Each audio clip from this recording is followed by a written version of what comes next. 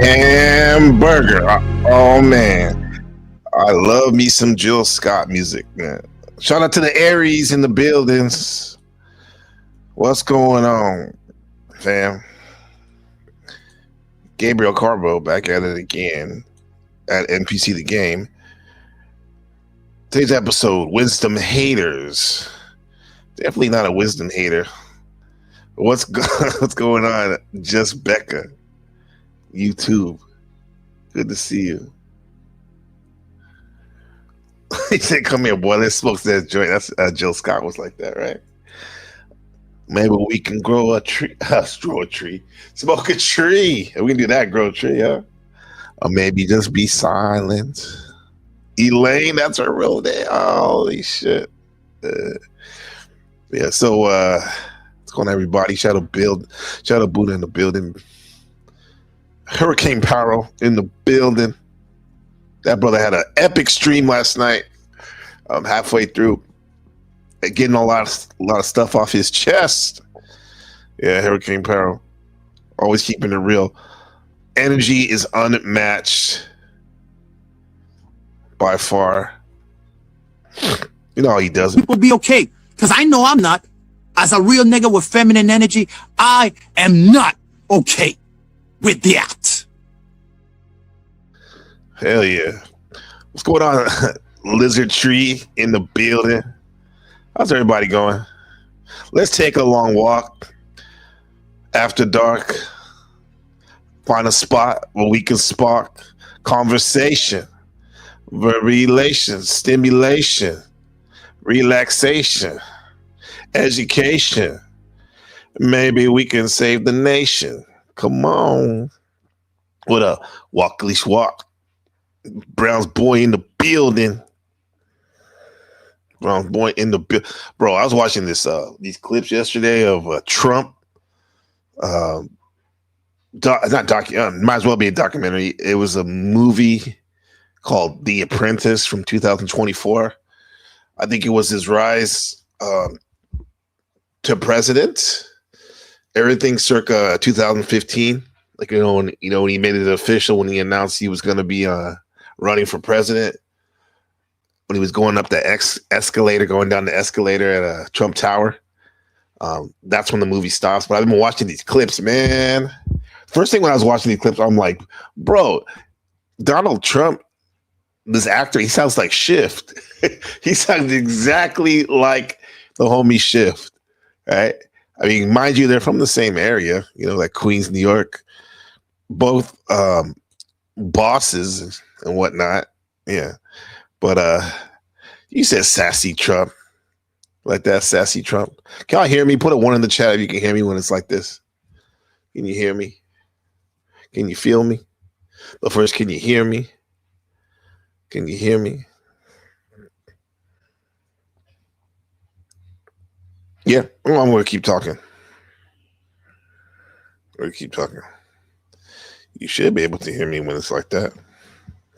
But yeah, so wisdom killers, wisdom haters, wisdom. Okay, good. Thank you, Becca. Appreciate you. Yeah. Wisdom. What is wisdom? Wisdom is the next stage of knowledge. Knowledge is data that you accumulate. Wisdom is when you take it in, decipher it, let it marinate, and what you're left with. And the understanding is when you know it inside out. You have a knowing of it. Thank you very much, Lizard Tree. You have a knowing of the knowledge, which becomes wisdom, and then becomes understanding. None of y'all wisdom haters. It just seems like sometimes when we get locked into these lower level awareness traps, we can be trapped in this can be seen as a wisdom hater. But let's check this out right here. I have this short. This is really interesting right here. The good man Charlie Kirk, what he had to say about wisdom and understanding the differences. What you know, Charlie? Knowledge and wisdom. Like if you ask a regular college kid, what is the difference between knowledge and wisdom? They'll just trip over themselves. And it's not a semantic thing, but semantic means meaning, but it's not a semantic thing. It's actually important. Knowledge is just facts. Like, okay, I know the capital of California, Sacramento, whatever. Wisdom is the knowledge of things that never change. It's the understanding of things that never change. It's like, what is human nature? What does it mean to be a good person? What is beauty? What is goodness? What is the best way of living? What is a society in its fullest form? Is it good to have children? It sounds like all things that a lot of our great philosophers have spoke on and taught on and shared so much that became their legacy. What is beauty, huh? What is beauty? What is truth? All those questions. How do you raise a family? All that. Should you have a family? I mean, common sense, but things get forgotten when we're distracted. So wisdom is what stays, he says. If you ask a regular college kid, what is the difference? It's good old Neil deGrasse. There's data. Data can become information. Information on further study becomes knowledge. Mm-hmm. And after enough time, when you see how the knowledge plugs in and applies, it can become wisdom. Mm. Wisdom is the distilled essence of all the details. The wisest statements ever spoken to you generally have no detail in them at all, do they? As I've heard it said this way, wisdom is what's left over after you've forgotten all the details. It's the distilled essence of it all. So I want to... And there's something that's distilled too. The end of it is like the high-powered, concentrated version of it. Like if you're making some alcohol, what is distilled is usually the strongest part that's left over. And that's the wisdom when the knowledge becomes wisdom. I want to be wiser on the porch, on my rocking chair. I don't want to be the old curmudgeon. In my day, we did it best. No, I don't want to be that guy. No. So that's one source of meaning. Wisdom. Yeah, meaning. There's a book I'm reading right now. It's called The Book of Life, the Book of Gabriel, right? The other one I'm reading, Wisdom.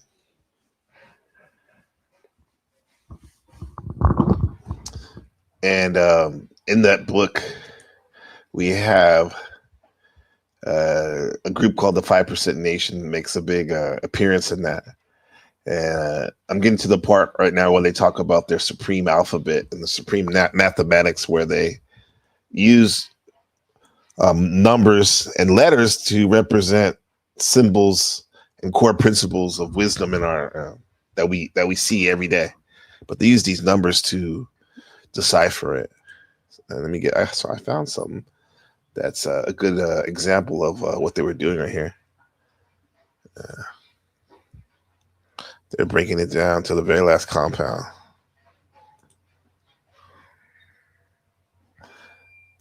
Understanding. Knowledge. Wisdom. Understanding. Culture. Power. Equality. God. Build or destroy. Born. Cipher. Culture is our God. It's the intelligence of God, supreme mathematics. And once an individual has accepted this culture and sincerely lives it, he sees a rapid improvement in yourself. We have a lesson God is called the physical law. And one of the sentences in that lesson, it states that once you have accepted the true culture of Islam, they say Islam, I say the true culture of mathematics, and is thereby respected as God, you should see a rapid improvement in yourself. If you do not, you are not one of us. Some of the rapid improvement, showing when you distilling this knowledge into wisdom, you would think you would have to see some improvement in yourself, some development, self-development, right? Knowledge of self. And if you're not, you're probably stagnated. I mean, a lot of people come around the panels and they have, they want to share wisdom. That's why a lot of us have these channels and whatnot. We think we're sharing wisdom. So, I mean, if you have some wisdom you want to drop, pull up. Let's see what's up. Let's do the math. It's the things you were taught. The supreme alphabets. Allah. Be a born. C. Divine. Equality. Father. God. He or her. I or Islam. Justice. King of kingdom. Love, hella right. Master. Now, nation, or in. Cipher. Power. Queen. Rule or ruler. Self a savior. Truth or script? You are universe. Victory. Wisdom. Unknown. Why? Zigzag zig. Zigzag zigalong, huh? So with that said, you can look at all the signs of life that's out there and gain some knowledge from it. Measure it, which is math. Measure the signs of life. Math and science everywhere. Never a dull moment, really, when you think about it. Not too much. Peace. Today's mathematics is knowledge, and I wanted to take a moment to build briefly on that and to give you a practical example of how to apply it to your everyday life. Those of you who's been following my channel for a while, you know that I've built on knowledge in various different capacities over the years. And one of the things about supreme mathematics and any of the various different principles that we live by is that they're inexhaustible. You can actually build on knowledge every day if you wanted to, because there's various different perspectives that you could share. So that's what I wanted to do today, give you another perspective on knowledge. One of the things that we teach as a 5% is knowledge is the foundation. And being the foundation, knowledge is also symbolic to integrity, because integrity is uprightness. You don't know shit. Hey, you have knowledge. I think that's wisdom. You took all this data, all the knowledge, and you deciphered it, and you came up, I don't know shit. That's some wisdom, almost understanding, Browns boy. Very nice. It's also stability and solidarity. And one of the things that you think about when you consider uprightness, you look at the number 1 as an Arabic numeral, it's upright. So being the foundation, it implies ethics, it implies uprightness, righteousness, and that form of integrity is important because it's unwavering. That's the reason why we consider knowledge to be the foundation. Also, when you think about integrity, it's related to fortitude. Fortitude is resilience, it's endurance. And if you have a foundation that doesn't have endurance or resilience, then that's a weak foundation. And oftentimes people rely on feelings, they rely on belief, they rely on a lot of different things that are wavering in terms of the foundation. And then when they get to certain challenges in life that tests the integrity of that foundation, they really see how strong it actually is. Right. So as a 5%, we teach that knowledge is the foundation. That knowledge is principalities, it's ethics, it's uprightness, it's integrity, and it's fortitude. So I will, this was inspiring, it was empowering, it was educational, gave you a brief overview of knowledge in this perspective, and have a great day. Peace. Okay. That's the foundation. Knowledge is the foundation. Socratic ignorance. Huh? There you go, man. Speak on it. Yeah, speaking of Socrates and all those other guys. Knowledge.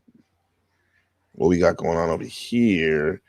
Throughout time, a lot has been said about the difference between wisdom and knowledge. Knowledge more wisdom versus knowledge, right?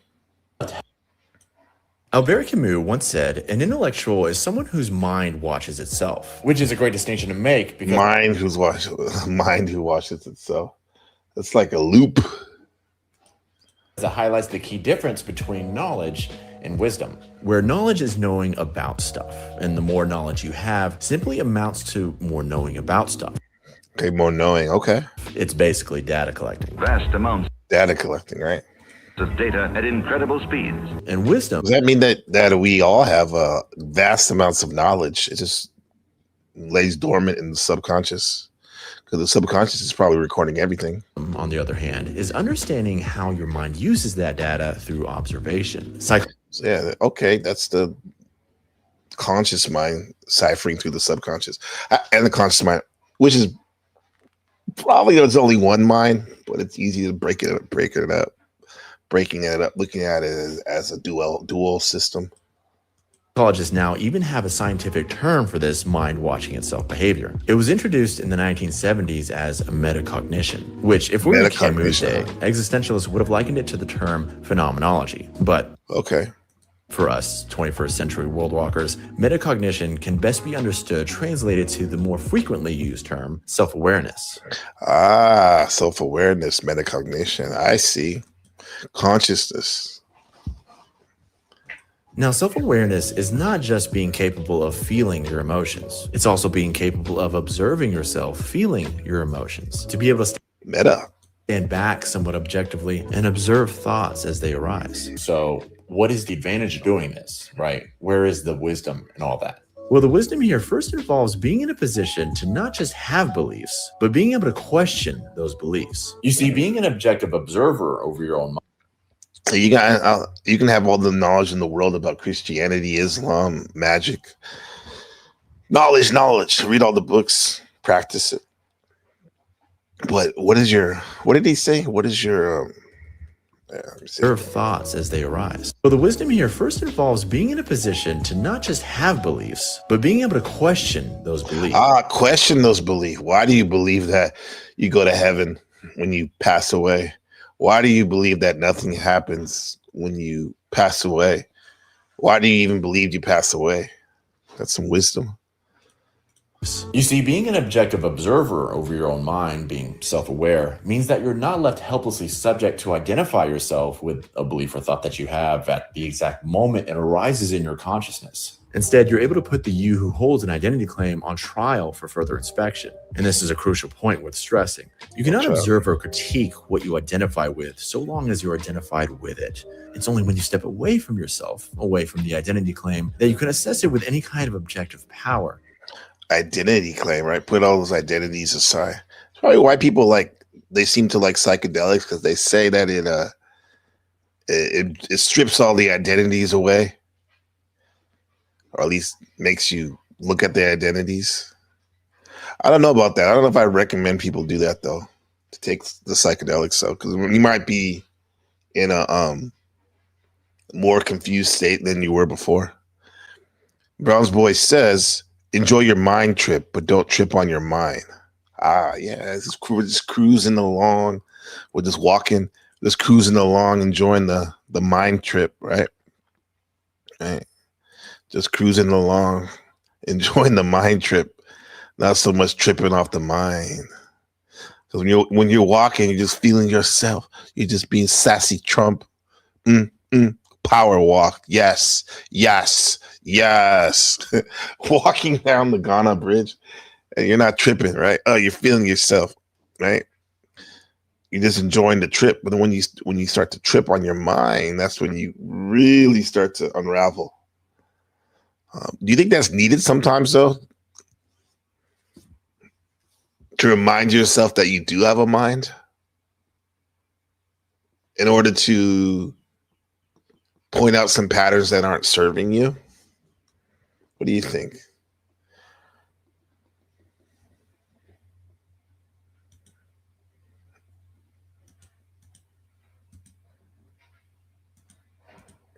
For good measure. The subject, you, must become the object if it is to be objectively observed and assessed. This is the whole power of self-awareness. Now, I'm assuming it's not necessary to thoroughly explain the value of questioning your beliefs. So suffice it to say, if you don't sufficiently practice self-awareness, you're essentially missing out on the advantage of being an evolved human, of having a nicely developed prefrontal cortex. Because the whole point of intelligence starts at the frontal cortex, right up there. Critical thinking machine, right? Look how big that is compared to the bottom, the stem, the primal brain right here. Going off reactions and whatnot.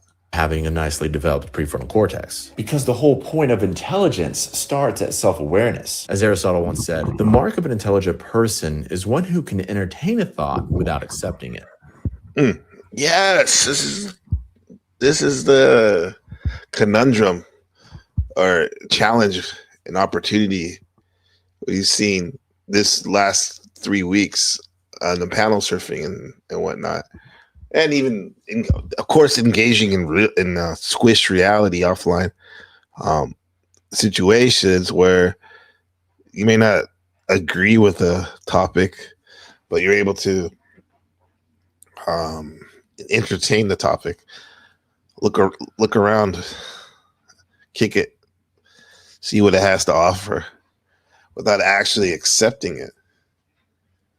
Right? Can one actually though accept the idea fully, like, and then only to as a trial effort, right? So you can get like right in the middle of it, gonzo philosophizing, I guess.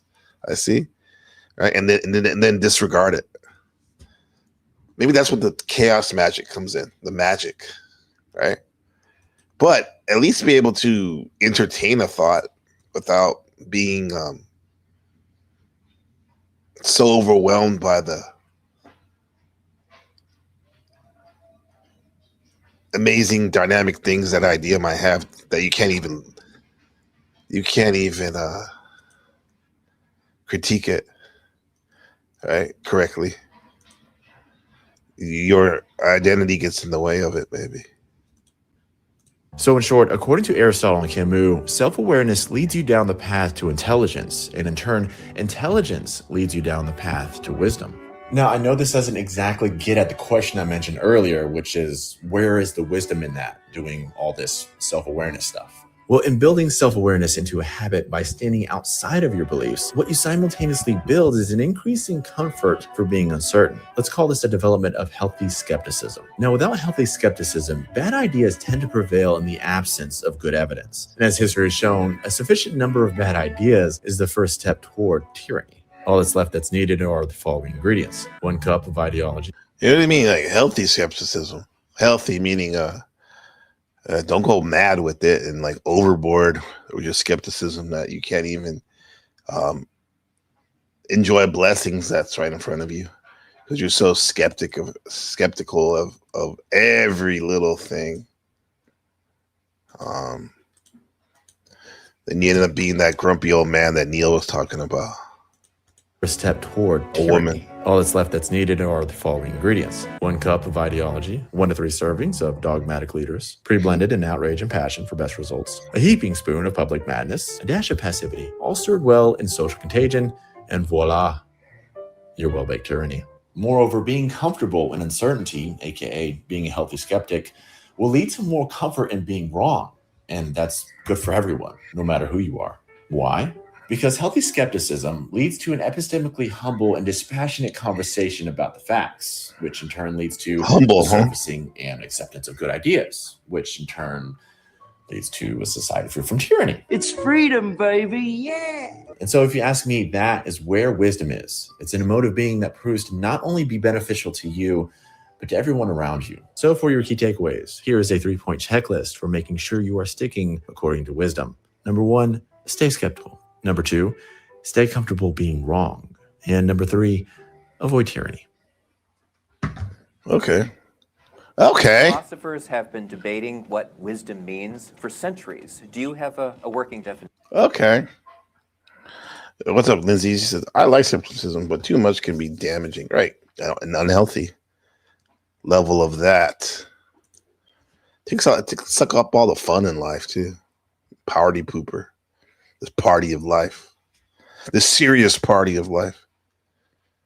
What are the 3 takeaways again? This guy's really subject to identity. He's really hyper aware of tyranny. It's freedom, baby, yeah! And so if you ask me, that is where wisdom is. It's in a mode of being that proves to not only be beneficial to you, but to everyone around you. So for your key takeaways, here is a 3-point checklist for making sure you are sticking according to wisdom. Number 1, stay skeptical. Oh yeah, stay skeptical. Number 2, stay comfortable being wrong. Stay skeptical, but a healthy skepticism. Stay comfortable being wrong, right?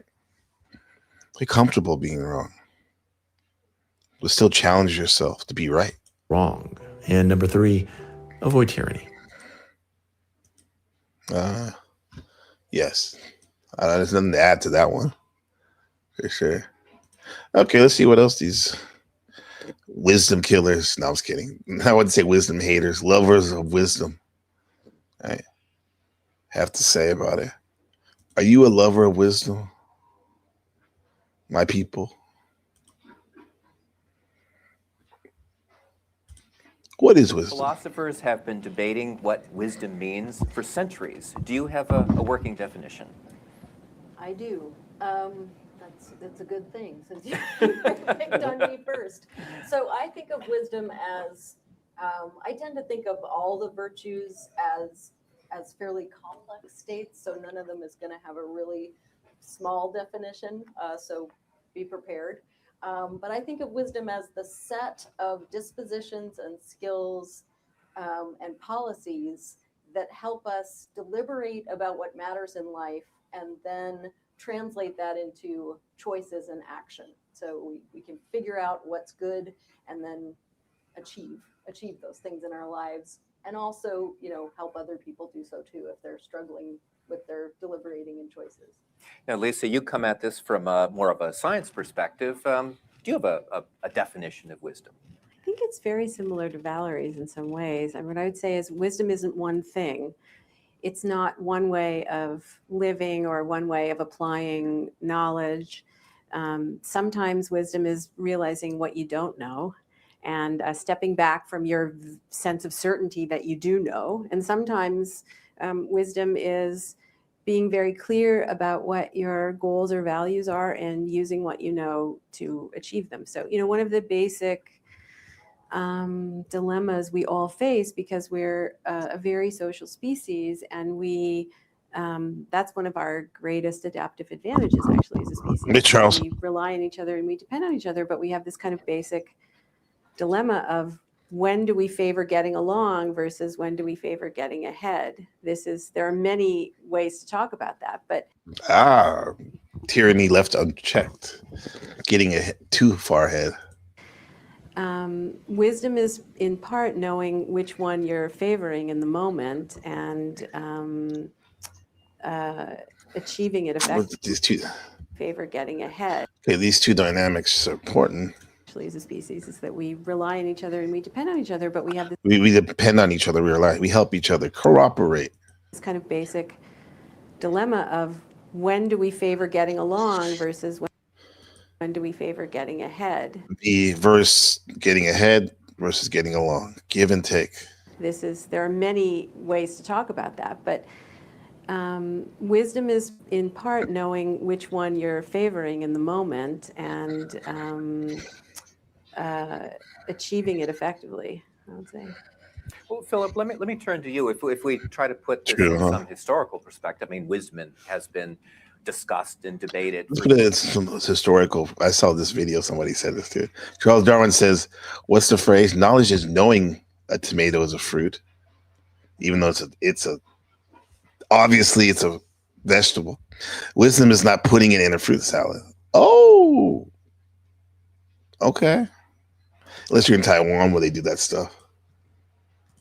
Centuries. I mean, going back to Aristotle at least. It does seem like more like a fruit, though. Yeah. Has the meaning of it changed over the centuries? I mean, as philosophers have debated, and more recent philosophers, and David Hume, Ralph Waldo Emerson, does wisdom mean something different now? I think wisdom meant something very different for Emerson than what it meant for Aristotle, for example. But I actually wanted to preface this by saying that unlike you, Steve, I am not wise. And I'm not wise either. And one of the things I'm not wise about is wisdom itself. And so I back away from any attempt to think that there's a clear definition here. I think we can sometimes say of people that they're wise about particular things, even though they're quite foolish about others. And that's different from saying that they know those things. To be wise about, I back away from any attempt to think that there's a clear definition here. I think we can sometimes say of people that they're wise about particular things, even though they're quite foolish about others. And being like a rocket scientist that doesn't know how to fix his car. That's different from saying that they know those things. To be wise about have a relationship. something or in a particular area seems to have an overall sense of how that area fits together. Holistically. There's a kind of wholeness about wisdom that there isn't about scattered pieces of knowledge. That's the way I think about it. And when I use wise period, it tends to be related to life. And I think many of the things that Lisa and Valerie said are absolutely spot on here, being able to make sense of your life. But it seems to me that right at the core of this is somehow knowing who you are and being able to make decisions in ways that realize what you take to be yourself and what's valuable in that self. And so to put this in some... And when I use wise period, it tends to be related to life. And I think many of the things that Lisa and Valerie said are absolutely spot on here, being able to make sense of your life. But it seems to me that right at the core of this is somehow knowing who you are and being able to make decisions in ways that realize what you take to be yourself and what's valuable in that self. And so, okay, what's valuable to yourself? Okay. So to put this in some historical perspective, you said to take two examples. Aristotle had a very different view of wisdom. Okay, speaking of Aristotle, Brown's boy says pooping one's pants is mostly unwise. Yes, but not always. When would it be not wise? And when you've been holding it in for like a week? Yeah. And then Ralph Waldo Emerson. Yes. How? Well, Aristotle seems to be much more serious, and Emerson celebrates wind. Other than pooping someone else's pants. Those are some big pants, though. He celebrates kicking over the traces. He celebrates a certain kind of individuality that I think would have horrified Aristotle, actually. So, I mean, they're very, very different. It seems to me that both Lisa and Valerie are aiming at a much more encompassing sense of wisdom, which allows for different kinds of characters and different kinds of people to be wise in rather different ways. And that's what makes me a little bit more hesitant to try to frame a clear, precise, unambiguous definition. Yeah, Lisa? I would actually go a little bit further even and say even how a person is wise varies tremendously from context to context. So oftentimes when we use these words that refer to a mental state or a character, we assume a character trait or characteristic. We assume that there's unity or elemental nature. But these words actually usually refer to entire populations of instances. So for example, happiness is not one thing. It actually is highly variable. What it feels like, what your body is doing, what your face is doing, what your voice sounds like, it's highly variable from instance to instance in a very situated way, meaning that your brain is trying to optimize for the given situation that you're in. So not only are different people wise in different ways, but you yourself are not an entity. You have a lot of flexibility in what you know, how you use what you know, and coming to grips with that, I think actually is important in realizing a meaningful life. You do have skills. You do have that cookie jar.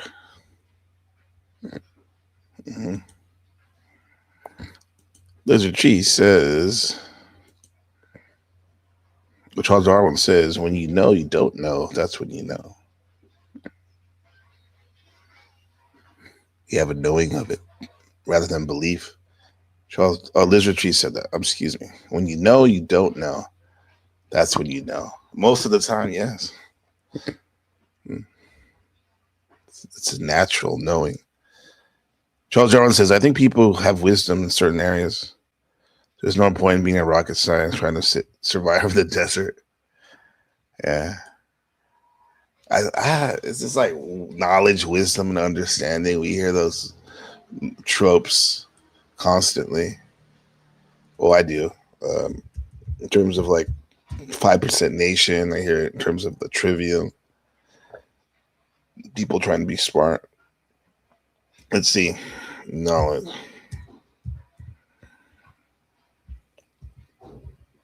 to the knowledge.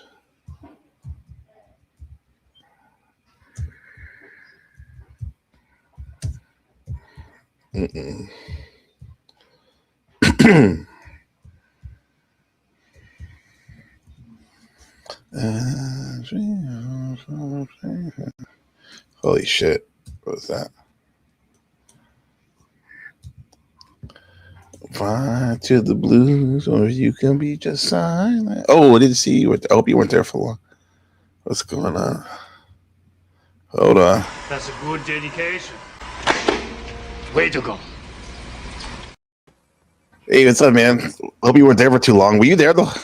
No, I was there for like 5 seconds. Okay, that's good. Yeah. Good to see you. I just popped in right now. Yeah, man. What's the knowledge? What's the wisdom? Every day, right? Yeah, pretty much. Yeah. Yeah. I think that we're talking about the same shit. Seems like wisdom and knowledge. Maybe just wisdom's a little bit more refined knowledge. I think they're totally different. You think so? Also, I think they're different. I think knowledge has its limits, right? Basically, knowledge is infinite, but you're limited, right? You know, as they say, as Shang Tzu says, life is bounded and knowledge is unbounded. Right? You can't use the unbounded for the bounded, right? You'll lose, right? So that's the thing is, I got Shang Tzu in my picture here, right? So it's only appropriate that, we mentioned, his ideas here, right? Because he's talking about really the limitations of knowledge, and that doesn't mean that knowledge has limitations. It just means that, sort of we have limitations, right? Yeah, and processing it. Processing the knowledge. Yeah, we can't process all of it, right? Yeah, I never really. Yeah.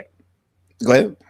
Oh, I'm just saying, infinity cannot be traversed, so you can't, go for infinity, right? So yeah. Yeah, because I've noticed that's the first time I really entertained the fact that's the opposite trajectory, because I've heard it from the 5% Nation and other people use it now in pop culture, knowledge, wisdom, understanding, right? Like kind of like in that level, increasing. Yeah, I think that's from the power. Yeah, I would assume that was they got it from somewhere else, right? Yeah, I've heard it. Yeah, rabbis say that too. So that might be rabbinic understanding. But I like that opposite way of looking at it, like how, and in fact, if we're going to go that way, well, what you said about Shang Shu, like understanding. Well, we'll start with wisdom and knowledge. Yeah, wisdom is actually the human interpretation of the knowledge. Right. I guess it would be like understanding that the knowledge ultimately has limits. Right. Say, and that would be kind of like an find it. Yeah, an inversion of knowledge itself. Yeah, that's true. In applying knowledge, like sort of in applying knowledge, it has to relate to other areas, right? Because knowledge, it tends to be sort of like an isolated fact, but then when you relate it to other experiences and and then that knowledge is not like a static piece of information anymore, but it's actually turns into a living truth. Yeah, through you. It becomes an embodiment of all of the relations, between things. And and that's like wisdom is how all of your different parts of knowledge relate to each other and how you understand their limitations. Right. So basically it's so I like it. I'll stick with the wisdom is seeing how it relates to all your other knowledge base that you already have. Right. And then you have like all of your knowledge. See, you have knowledge on things that don't really relate to each other, but ultimately how you tie it all together. That's what wisdom is. Right. Yeah. And then the knowledge and then the understanding would be like, that part maybe too. Right. At another finer level of seeing like what the limitations of it, so we can use that information to work it in the parameters that you have right there. Right. Yeah.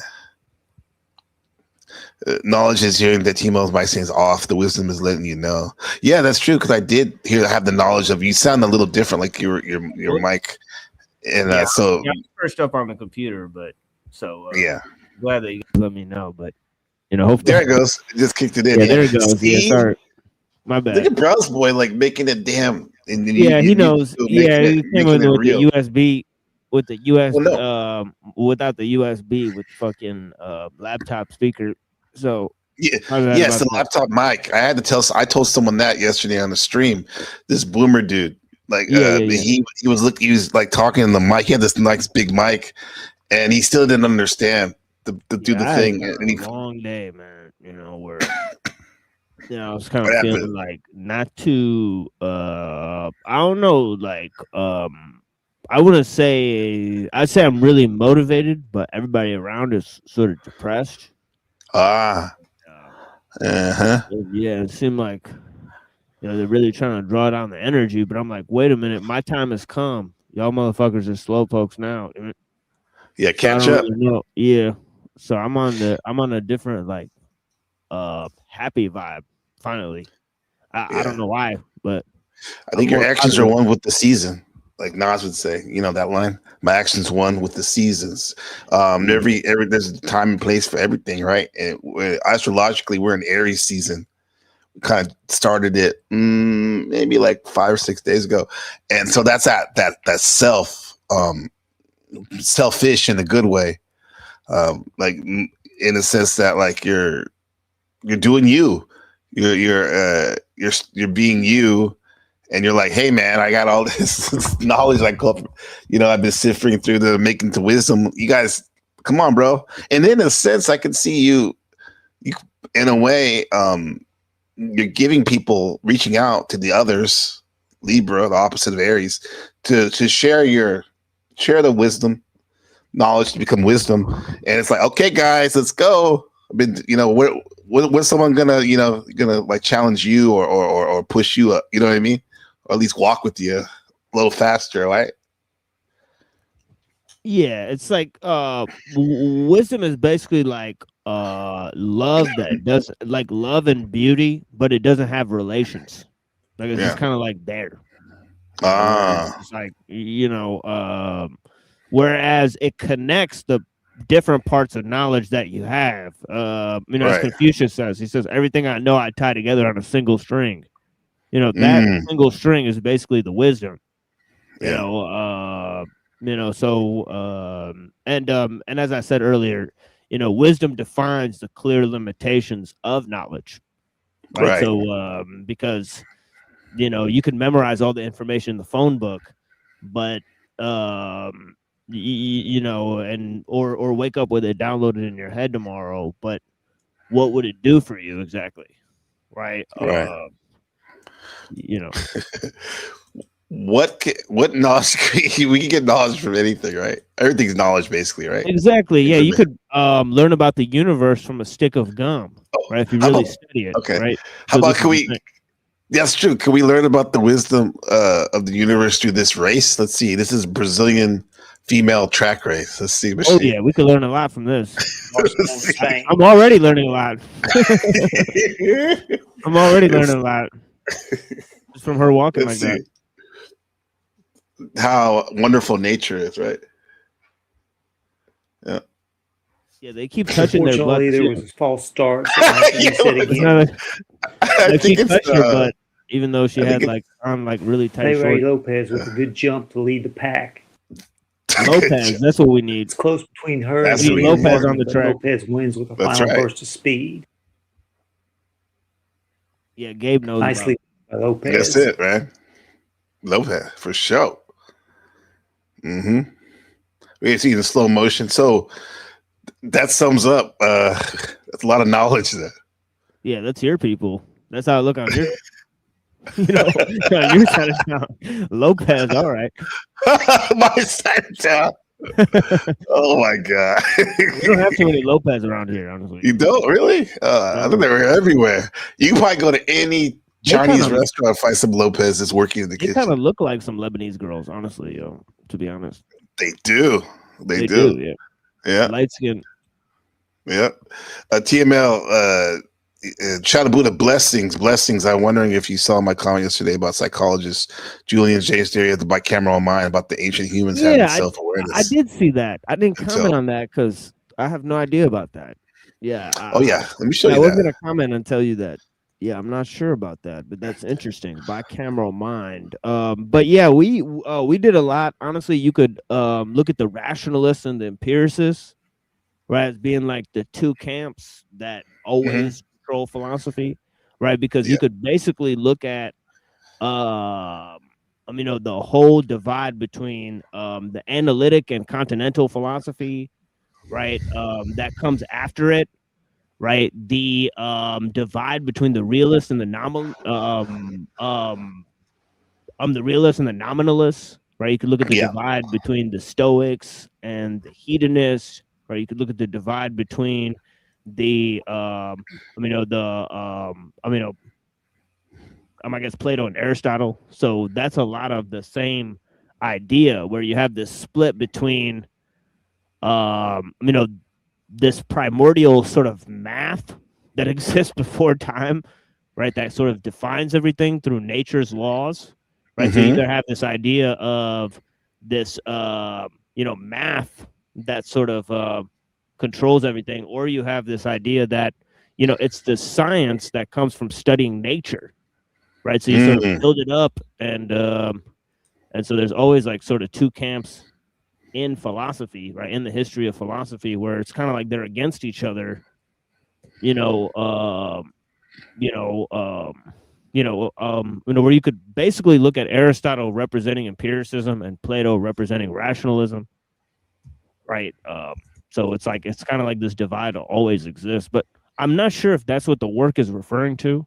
But yeah, you can almost talk about this dialectic at the heart of Western philosophy, and we kind of talk about the top boss of that dialectic is this idea of being versus becoming. Right? Yeah, right. I'll send you this. This is I think you're on the right track. This is David Duchovny from the X-Files talking to Bill Maher about this theory about Julian James' bicameral mind. But that's the art part. I mean, I think it was Neil Simon who said, who's asked what's autobiography in your work, and he said, it's all autobiography, even the parts I make up. Right. And so that's the way I feel. I mean, it all gets filtered through whatever consciousness I have, and when I land on a character, even though he resembles me and all that, I get the slant of it, and then I'm off and running when I'm writing that way. So it is and it isn't me, and the amazing thing about the process of writing is, as you come to it day after day after day, and you're a different person. I mean, I'm not schizophrenic, but I'm a different person. Every day I sit down with a different consciousness in a way, and it kind of builds like a sedimentation in a way, and it becomes its other thing, and it's not me in a way, even though it came from. Do you write high?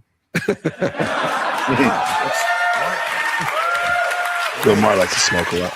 Hey, that's such a not unreasonable question. It's not at all. So many artists and writers have written high. I revise high. Yeah, I heard that. Like watching the videos back after that. Yeah, I like to get up very, very early when I'm writing. Because it's not high. Yeah, but but he has that sleep. You're not. Sort of. I guess like writers and people who are recording material, they would have that, to fall back on. But there's plenty of people who do improvised performances, right? And they do those high. Like most of my shows that I've done, on my channel, it's just one shot.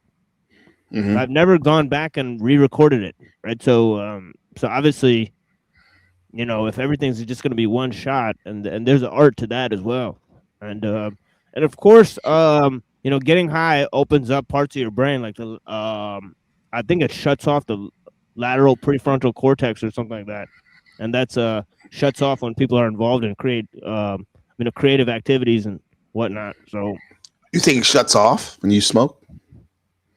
Yeah, I think when you smoke and like do mushrooms and stuff, that's what I heard. Okay, so it shuts it off. Interesting.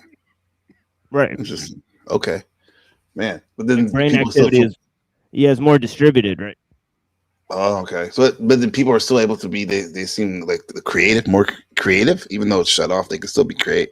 Well, that's the Yeah. thing is like the lateral prefrontal cortex is involved in personality and decision making. So it's like if that's shutting off, it is shutting off like basically like your ego to get to the Oh, creative space. So that's what I'm trying to. so it's Like more of the yeah, root of the creative space, the collective.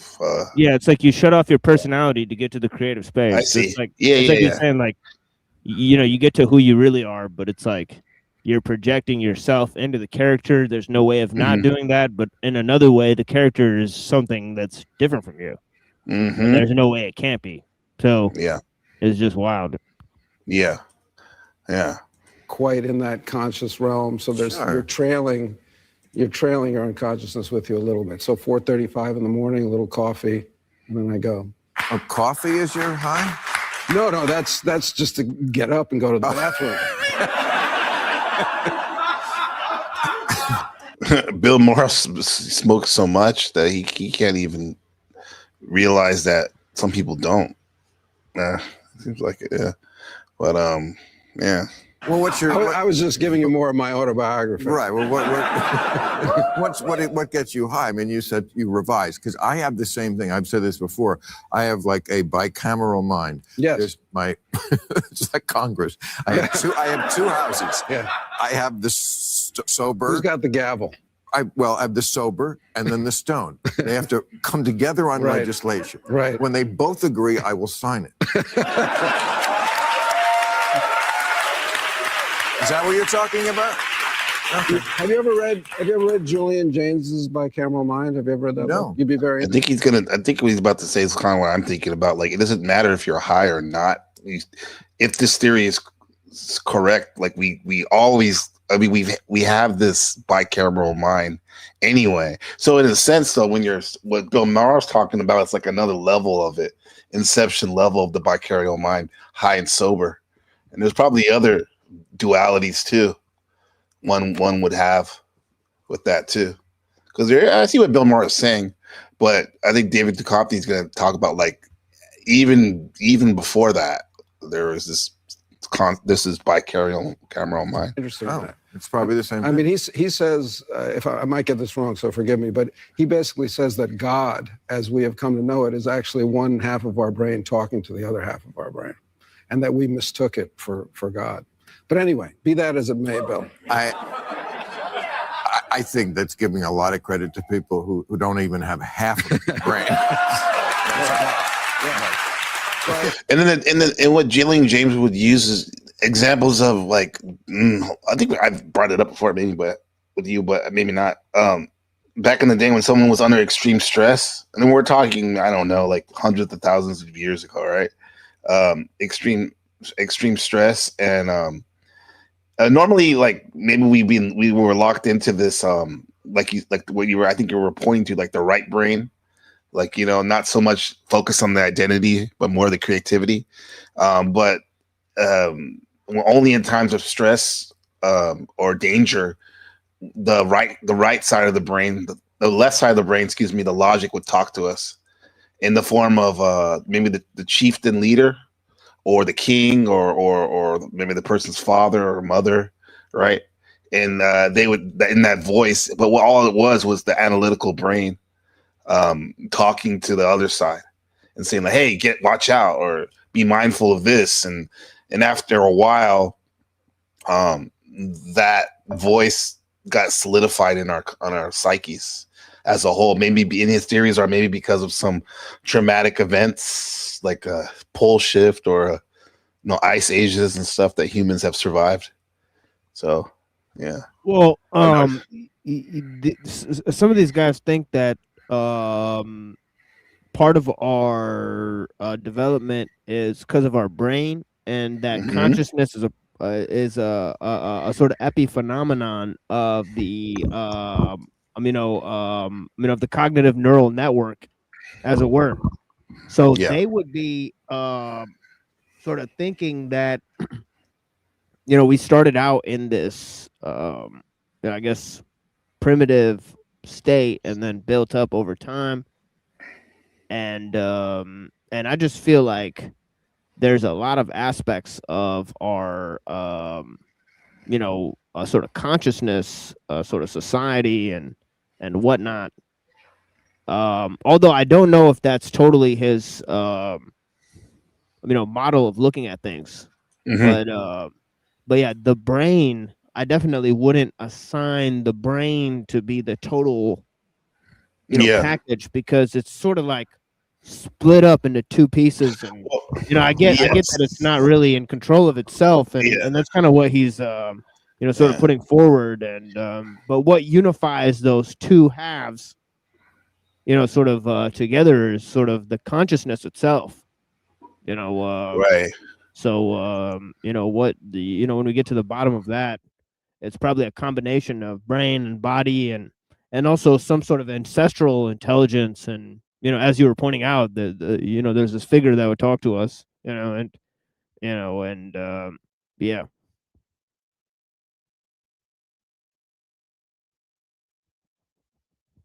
So it might somehow relate to that. Yeah, too, and also too, if we're gonna be right and exact, with the language, it's called the bicarial mind, right? I would say the mind is different than the brain, right? Or could be seen as that. Well, that's what I'm saying, is that the brain is definitely left and right hemisphere, right? So that's definitely bicameral, but bicameralized, if that's expand the term. But, I would think the mind would be too big to split in half, because like infinite, like kind of like how we said knowledge. Yeah, exactly. That's exactly what I'm referencing, sort of. Yeah. And Charles Darwin had to take a cold shower after that Brazilian trap meet. Okay, hopefully he can get some good gains with that. Supposedly, I saw this video where they said like putting the shower at the cold and putting out your testicles will increase your testosterone. I don't know about that. Huh? So Shadow Buddha says Julian James theorized that the humans before 10,000 BCE were in a pre-consciousness state where the God voices originated in the right temporal lobe and were commanded to the left brain, where they obeyed. Okay. Right as the authority. Shadow Buddha also said James then goes on to note that the self-consciousness came about culturally and linguistically due to stress from complexity, expanding writing, migration, and environmental disasters. Yes. Here comes old Top Flap. You go grooving up slowly. You got the Juju eyeball. It goes to the holy roller. Okay. Lizard tree. So, yeah. I got this one right here. Real quick. I think what Shadow Buddha and I are saying and what you're saying right here. Take Julian Jaynes' bicameral mind theory, for example. Jaynes proposed that in ancient times, humans experienced consciousness differently. He suggests a part of the brain, the limbic system, used to speak to another part, perhaps creating a sense of divine guidance or external control. Over time, according to this theory, this bicameral communication faded, leading to the development of our modern, centralized sense of self. So that's an interesting take too, huh? How it just, after a while, it said, fuck the split. It's just, this is just the way it is 24/7, unless you perturb it, right? Change the assemblage point or something.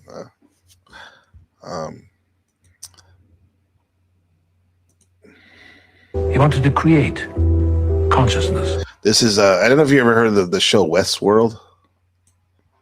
Westworld that was on Machine. Yeah. About it had some sort of they took some things from Ghost in the Shell.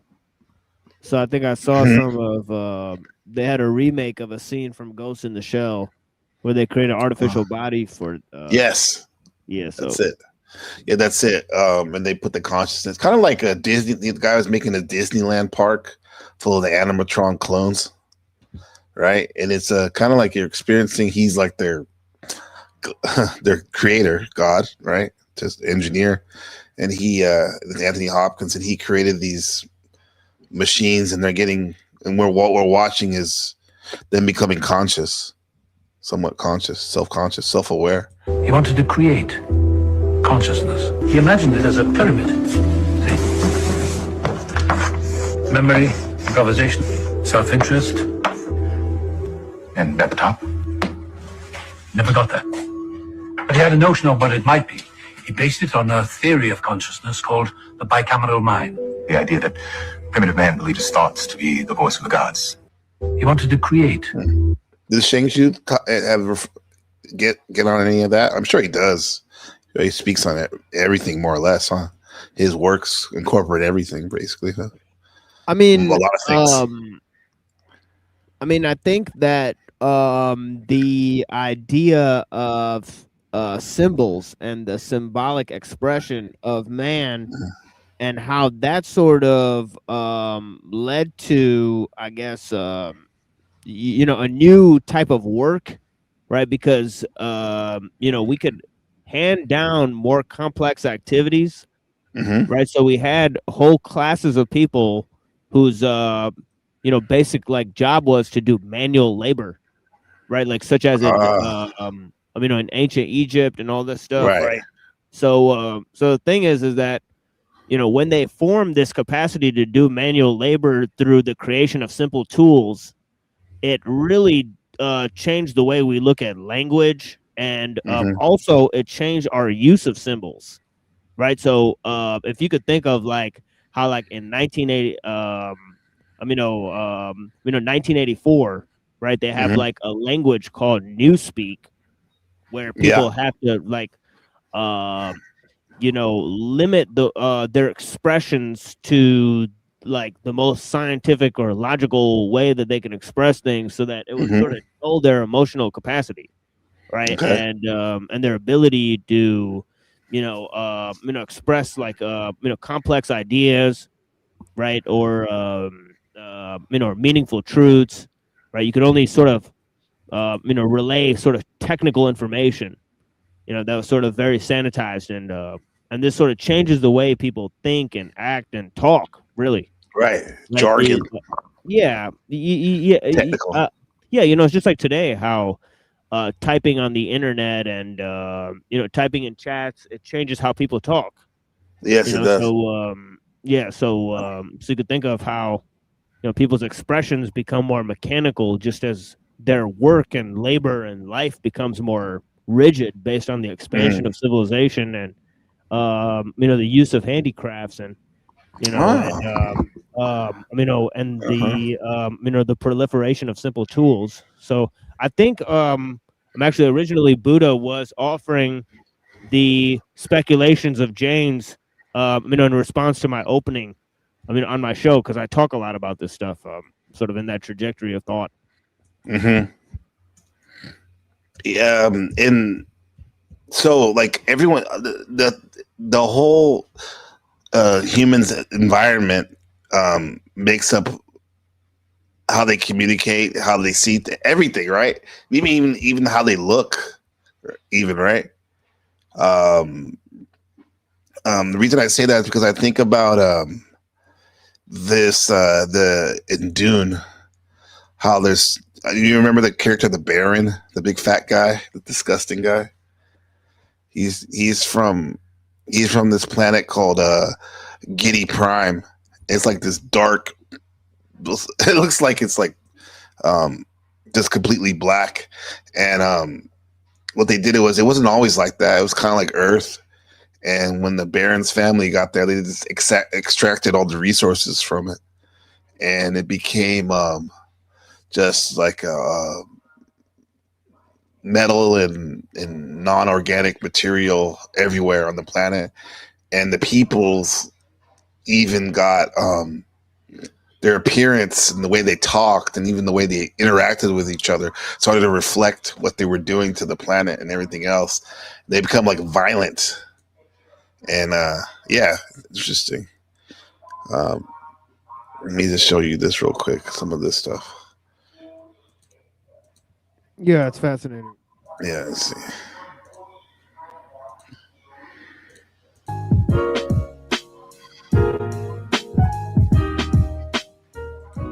Even though they look disgusting, these are human beings. One of the most fascinating and celebrated sequences in Denis Villeneuve's adaptation of Dune is on the sinister Harkonnen homeworld of Getty Prime.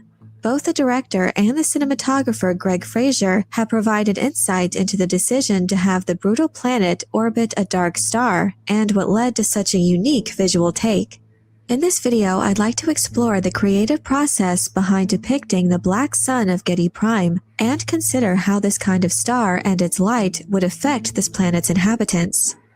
In a recent interview, the Dune director revealed the creative motivation that led to the black and white aesthetic for the homeworld of the Harkonnens, saying, "The idea came from the book. One of the aspects that I love in the book is the idea that the book is a study of the impact of the ecosystem on human beings, all from the nature of the ecosystem, the human-developed religions, techniques, and ways of survival, all their culture. We are the product of our environment." Would Dr. K agree with that? Some of that? Yeah, totally. And I think obviously he's getting a lot of his ideas from Elul, right? Yes. But this idea that, you know, man becomes sort of the object of, you know, techniques, like meaning that he's no longer the person who uses the techniques, but he's used by them. Oh, right? So to get to a particular end, right?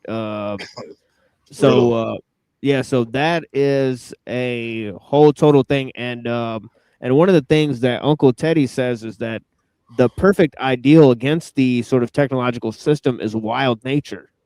Okay. Right. So so he says we should use wild nature as the ideal, and of course there's lots of ideas within deep ecology, and there's people who basically study deep ecology like Pentti Lukola. There's like Arnie Ness and stuff. There's a bunch. There's Derek Jensen. So these people are basically like liberal people who are like environmentalists, right? But they came to some extreme conclusions about technological society, saying that it's, you know, basically headed towards, you know, destroying nature and basically destroying something that's pivotal to us realizing who we are and what our role is on the planet, so that we sort of become less human as a result and more of an engineered product. Right. And that's only like the last course I took in college before graduation. It was called eco psychology, and it's it was, if I remember correctly, the main point of it was like how you take all the other fields of humanities in particular, and you explore how that there's a psychological bond between humans and the natural world, because it's all because we are the natural world. We forget about that, you know. Maybe we don't forget on a core level, because how could you, right? But definitely on the surface level, we forget about that. Huh? Yeah, there's a guy named Theodore Roszak who actually came up with a similar, concept, of sort of ecological psychology. And of course, there's the thinker that we've explored on the show, Henryk Skolomowski, who talked about eco-theology, right? Yeah. Not only eco-theology, basically as an extension of eco-philosophy, right? So, eco-philosophy. Yeah. So his, he wrote a pivotal work called Eco-Philosophy that had a huge impact on Dr. David Skrbina, and made him sort of think his ideas about, you know, technology and society and whatnot. Yeah. Right, because the human mind it's not really put in the context of the entire planet. It's only put in, even when we're being somewhat thoughtful, only what your how you relate to people around you and your family and stuff like that. But it's still not, up until like I took that class, eco psychology, I didn't think about how that is left out of the process, even in the people who are trying to be thoughtful, right? It's the planetary ecosystem.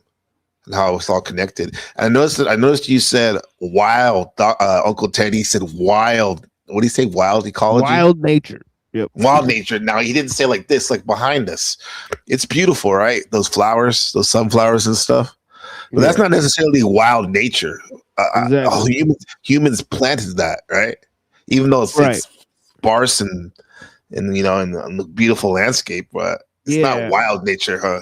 Yeah, that's where I stole from actually Derek Jensen. He said replant wild nature. I like that one a lot too. Okay. You know, where you could, I like that. Where you combine everything. You know, it's not only cultivation but also wild. Yeah, like this right here, machine. This is more. Oh wait, I can't put it up. You can see it without taking it. Right. Did I put it back on? This is like more like wild nature right here, right? Like the jungle and stuff like that. But it could be replanted, right? You're right. Man, I can machine lies. I'm glad you're here. But like the example of those people, those Harkonnen people in Dune, is an example, and I think Frank Herbert, who loved the mushrooms among other things in Taoist philosophy, he loved to talk about the ecosystems, how they're in danger, right? And how and I think his book Dune was this like kind of like his way of his activism, right? His form of activism, and because look at this the way these people act, it reflects and how they treat nature reflects what type of people they are here. And I think they took some ideas also from Islam. Yes, that's right. I think there's like Sunni this, Islam. so I think there's a strong concept where you have like a sort of world technological civilization, and if you look at the global south, right, a lot of it's been done. Like, for example, like Michael Shermer said that Islam is the last culture on earth to not reach the Enlightenment, right? And then Sam Harris said that sort of Islam is the mother lode of bad ideas, right? So I think his selection of Islam being a sort of global force that's opposed to sort of technological advancement, I think that's quite a poignant idea, because look at who are the sort of the people that the world technological system is moving at the sort of behest of. It's basically the people in the rainforest and the desert nomads, and the people who live on whale blubber, and on the polar ice caps and stuff, and they're the ones that are really being harmed and displaced and so on and so forth. Right. The added originals, bro. Like that's right. That's it. With people that we should be like, what do you guys think about this and whatnot? Type shit. Unchecked, it could become this. And in regards to the artificial nature of the Harkonnen environment, the director elaborated further. Where are they coming from? When you look at the desert, you know a lot about the Fremen, but Getty Prime is an... Those are the Fremen who are kind of like a Sunni Taoist mix. They're that's kind of like me. That's funny. you're the Fremen, right? Those are the people who are against the technology, bro.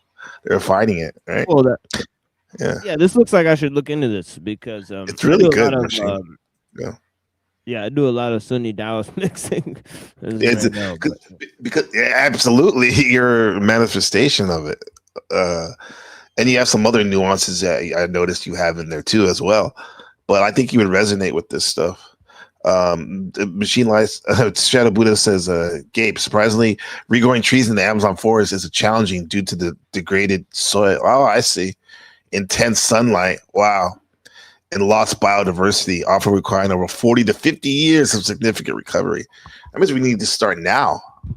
Yeah, we need to start now. Yeah. It's funny that the corporations, they tear down the rainforest in order to make beef pastures. Well, that's for the cows. Like, which who could give us mushrooms? Yeah. They kill them, though. They eat them.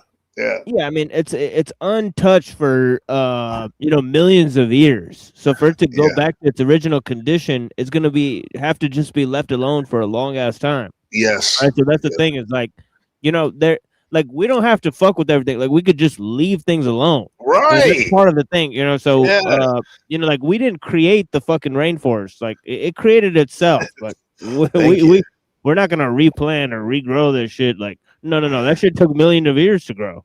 Right. For all we know, right.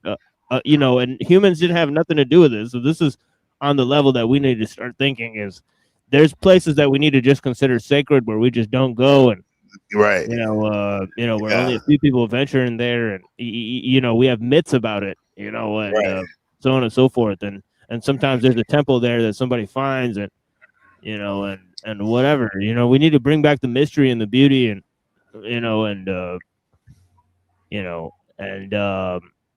I mean, the thing is that we need to look at, and there's a legitimate role of sort of techno shamanism at this stage of,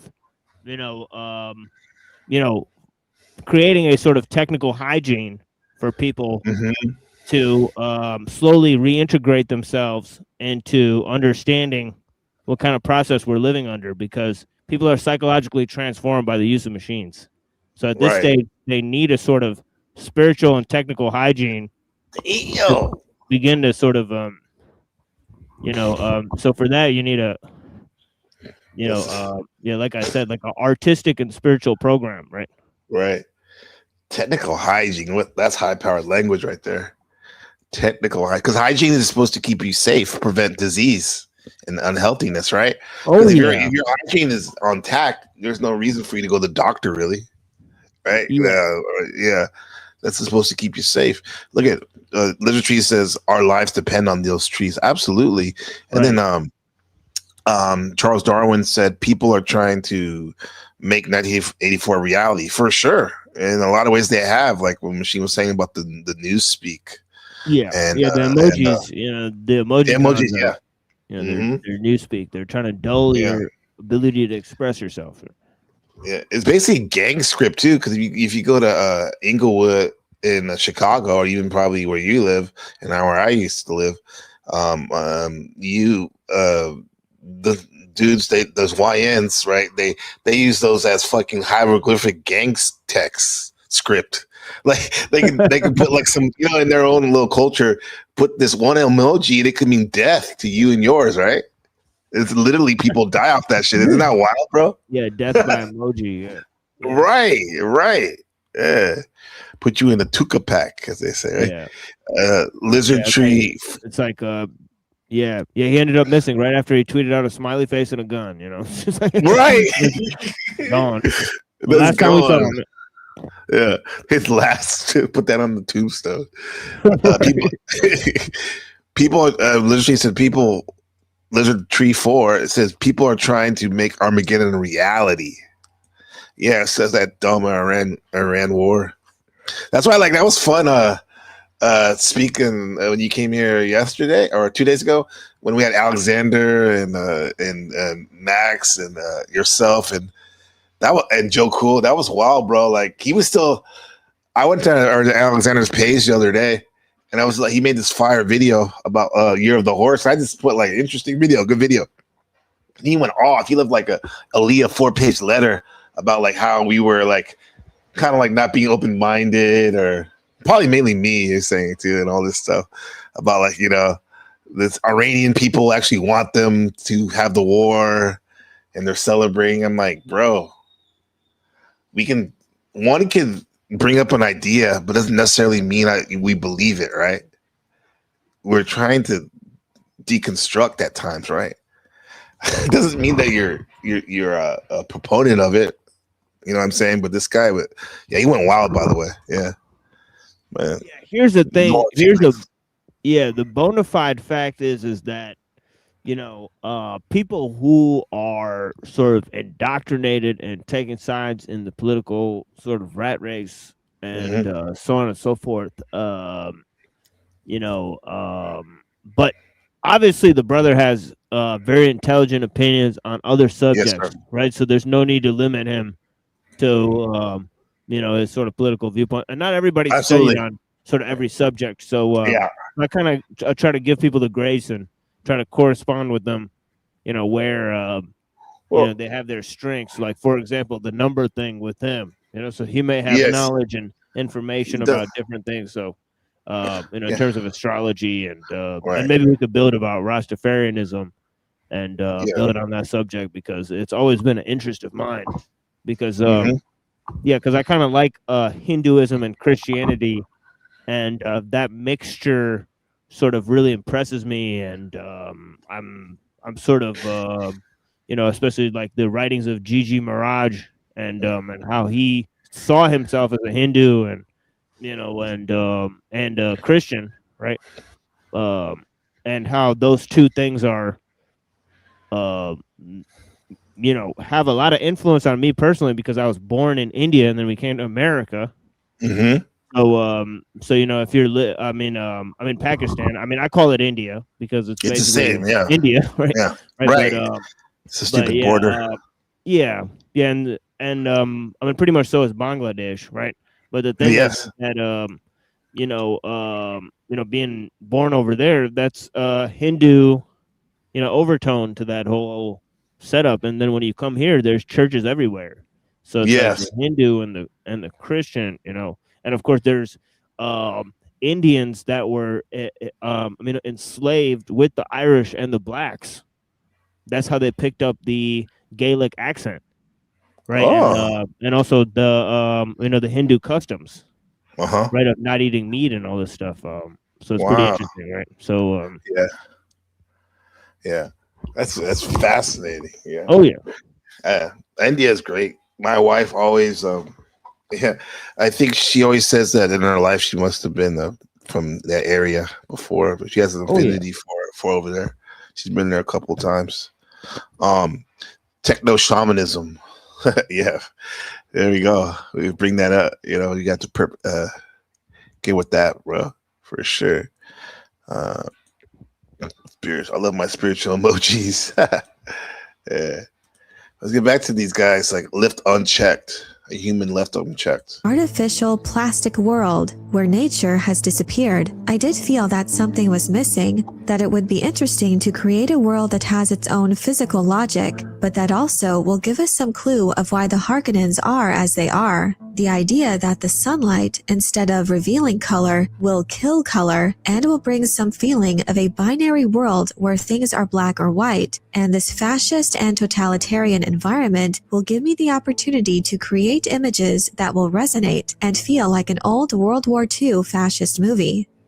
Right. And it's funny because I was speaking about, I've been watching these clips from that movie about President Trump. It's called The Apprentice. It came out in 2024. And people, the director got heat from both sides, the left and the right.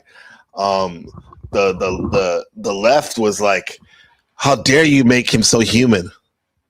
Like Trump, like because it was like they didn't go over the guy. First of all, the actor he portrayed Trump, who sounds exactly like our homie Shift. It's interesting because they're both from Queens. They sound exactly like him. I gotta show him that shit. It's crazy, but he did a great job, and it shows like what it was for Trump before he ran for president in 2015. And it just shows you he is a horrible person, like all the things. However, they're not going over the top with it because they don't have to.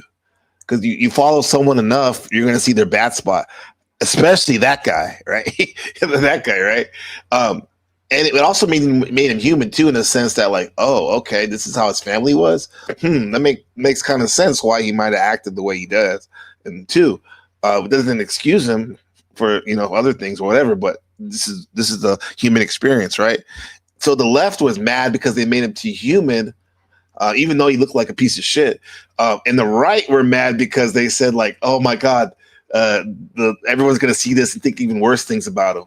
So I thought that was interesting how either way, then the bicameral mind, they're complaining about the same thing. It's just a different version of it. Yeah, I mean, I'm pretty sure like the last 7 or 8 presidents have been like pieces of shit. Like, absolutely, there's no reason to try to hide it. Like, maybe Jimmy Carter was, or to a certain extent, he only had 4 years. He started the EPA and, he's a campaigned peanut farmer, right, Rashid? Yeah, so, I mean, other than, pretty much Jimmy Carter, I don't know who else he would. Yeah, I think is a sensible leader. We were talking about what's his name, LBJ, how he started those social programs. Yeah, they all have weird vices and stuff. Yeah, this is let me show you this one scene real quick. Let me show some of it. Where is that motherfucker? Oh yeah, how he used to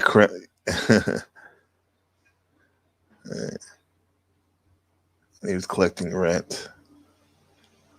Hold on. Apprentice 2024. Yeah, I haven't seen this yet. It's a really good movie. Routine Day. Yeah, the last movie I saw was Lucy with Scarlett Johansson. Ooh, that's good. Yeah. They filmed it here in Taiwan, a large portion of it. Yeah. Usually it'll be like usually if I'm going to go out of my way to watch a movie, it'll be something that relates to the show material. Yeah, that one's definitely. That's like it's kind of relates to that other movie that everyone talks about. Not Unbreakable, where the guy takes the pill and he becomes like a superhuman. Limitless, I think. Yeah. Limitless, yeah. There you go. I saw that one too. Yeah. Yeah. Mm-hmm.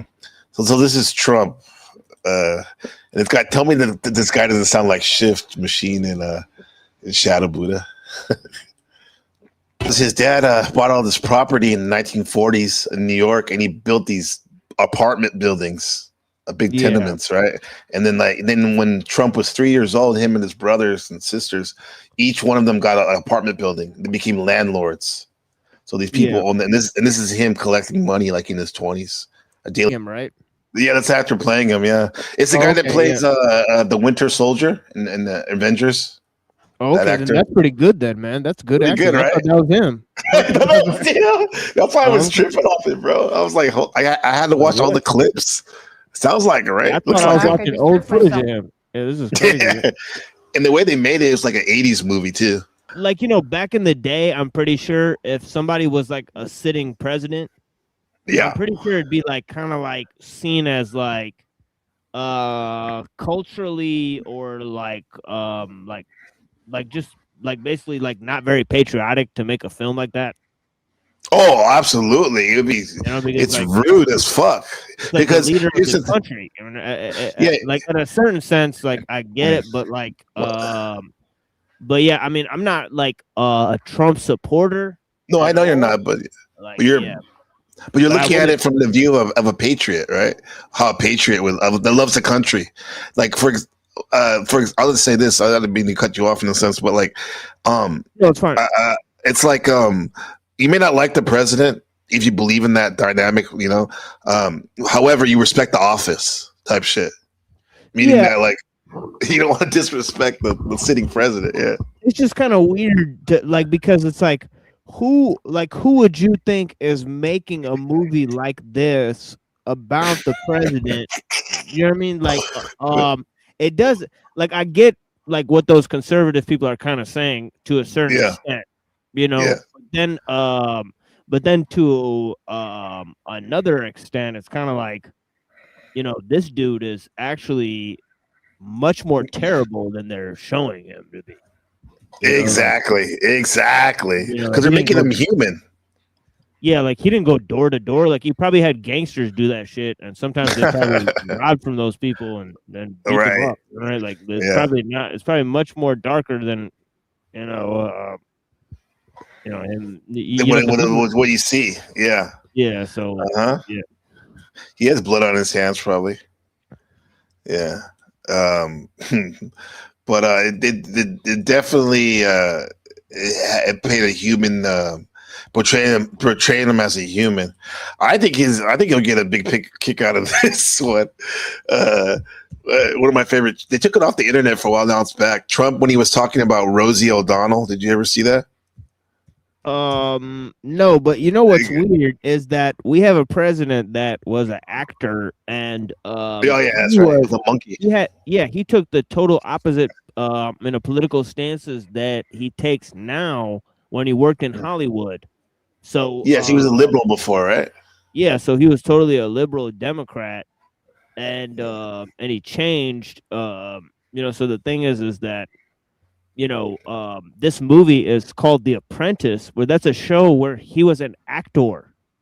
So just like Ronald Reagan, he was an actor. So so what does that suggest? That the sitting president spent a long time, working as an actor, right? Exactly, yeah. And he is literally a business. He's the first straight out businessman that I can remember as a president. I'm sure that presidents have business ventures and stuff like that, but his whole identity and the brand was this businessman. And as we say, the country is a corporation to a certain extent too, right? The way it's run. So yeah, there's that. Like you said, actor. Look at Zelensky, President Zelensky. He was an actor in the Ukraine who played a president in a show before he became president. Yeah, that's very meta, right? Yeah, and I believe when he was campaigning last time, like for president, he was for gay liberation. I think he was, yeah. So this is the thing, because he was campaigning and they had the gay liberation flag behind him. So the thing is that all these Christians that are supporting this dude, when he literally said he's not a Christian, and he takes a lot of these sort of liberal stances. Yeah. Right. So it's kind of shifted a lot where basically, these guys used to be social conservatives, but now they're kind of like socially liberal, but they're like a conservative only on like geopolitical issues. Yeah, so a new type of conservative. A new type of conservative has emerged, including Nick Fuentes now saying that he's a liberal Democrat. So he likes Obama, which we sort of predicted a long time ago, right? That they're trying to move people who are radical, conservatives, to the left of center. And that's basically, and it turns out a lot of people predicted that, right? Absolutely. Left of center. Yeah, absolutely. Now look at this. This is Shadow Buddha just sent me. He said that Machine might get a big kick out of this right here. This is look at this picture, guys. All the presidents. Look who's by himself. Right. Jimmy Carter, the most decent one, huh? Yeah, he's the only one who didn't go on the Epstein plane ride. Yeah, I think they said Bush didn't. He wasn't in the file. This guy. Yeah. He's too busy bombing people. Yeah, but Carter, probably decent compared to these guys. They're all related too. That's interesting. Somewhat, huh? Here's the Trump talking about Rosie O'Donnell, the actor. Well, Rosie O'Donnell's disgusting. I mean, both inside and out. You take a look at her; she's a slob. She talks like a truck driver. Rosie attacked me personally because I was very happy when her talk show failed. The other thing that failed, and this was a real monster, and everybody was suing her, was her magazine. Her magazine called Rosie was a total disaster. So I loved it. I gloat over it. I'll take out the name Rosie Machine, and we can put the name Cynthia. Listen to it that way. What do you say? I think it's wonderful because I like to see bad people fail. Rosie failed. I'm happy about it. She's basically a disaster. Well, she called me a snake oil salesman. And, you know, coming from Rosie, that's pretty low because when you look at her and when you see the mind is weak. I don't see it. I don't get it. I never understood. How does she even get on television? I believe Barbara made a terrible mistake putting her on, and I think Barbara's probably paying a big price. If I were running The View, I'd fire Rosie. I mean, I'd look her right in that fat, ugly face of hers. I'd say, Rosie, you're fired. Pretty harsh. You don't expect presidents talking like that. I mean, mind you, this is before he was president, but still, right? Yeah, but I think Rosie O'Donnell pointed out that like celebrities and politicians were doing like rituals with children or some shit, and then they all laughed at her. But now she's basically vindicated because they took her show away. Yeah, so for saying that, yeah, that's what's literally mainstream news now. We're all a little chubby, but Rosie's just worse than most of us. But it's not the chubbiness. Rosie is a very unattractive this guy's at the person, center of it. both inside and out. Yes. So it's weird that he targeted that specific person. Right. So going back and thinking about it, like, this actually makes more sense now. Yeah. Rebecca my wife was sharing with me too that of all the lawsuits, 157 lawsuits he's had, he never really sued anyone when they called him a pedophile. That's the only time like he really didn't, challenge it. Not the chubbiness. Rosie is a very unattractive person, both inside and out. Rosie's a person that's very lucky to have her girlfriend. And she better be careful or I'll send one of my friends over to pick up her girlfriend. Why would she stay with Rosie if she had another choice? She's trying to use ABC and The View to get even with me. But with me, we fight back. I'll probably sue Rosie because she doesn't tell the facts. As an example, I'm worth many billions of dollars. Now, she said I was bankrupt. I never went bankrupt. So probably I'll sue her because it would be fun.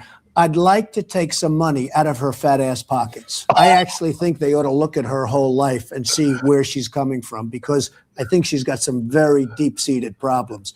Perhaps it should be Rosie that goes to rehab. Rosie is a loser. Wow. That's according to the Lizard Tree Forest says, I wish she would shut the fuck up. Yeah. It's pretty brutal, that guy. Yeah, it's kind of worse every time. Honestly, the more you look into Obama, he's basically totally strange. There's nothing cool about him. Right? So it's kind of weird. About Obama? Yeah. Oh, yeah. They try to make him cool, though, bro. They try to make him playing basketball like he's you want to have they always say have a beer with them. Yeah, I mean, he did a lot of war stuff. Unprecedented drone strikes, unprecedented.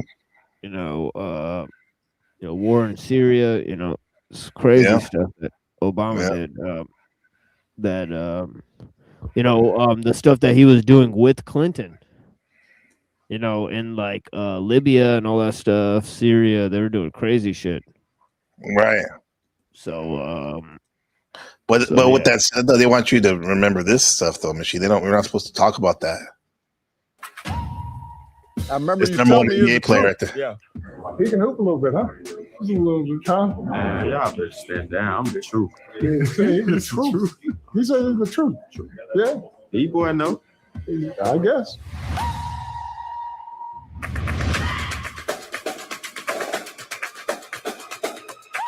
Mind you, this is from Obama's YouTube channel. So we're gonna see right now. Ray Charles can see this. All right, I might take it deep. See, I'm not sure you got the range here. All right. That's money. Oh, come on. Look. Left hand. I saw that one. I was making jump shots before I was born. I already know. Before you were even thought of. Yeah, I'm getting warmed up. You thought before I bombed Yemen. Yeah. See, it's like good cop, bad cop, but they're on the same team, huh? The Trumps and the Obama and all that shit. Like, he's the good guy, the cool guy, but yeah.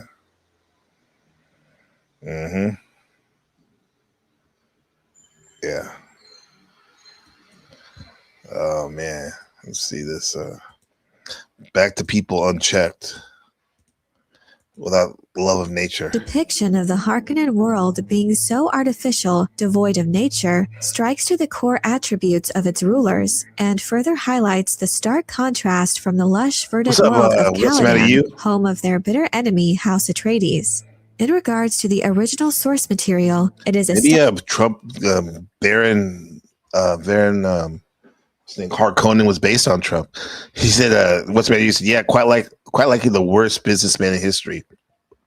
If you're judging by some money lost in his business, his dad finally cut him off after he repeatedly lost tens of millions when he lost 560 million on the casino. Yeah, he's spreading himself too thin.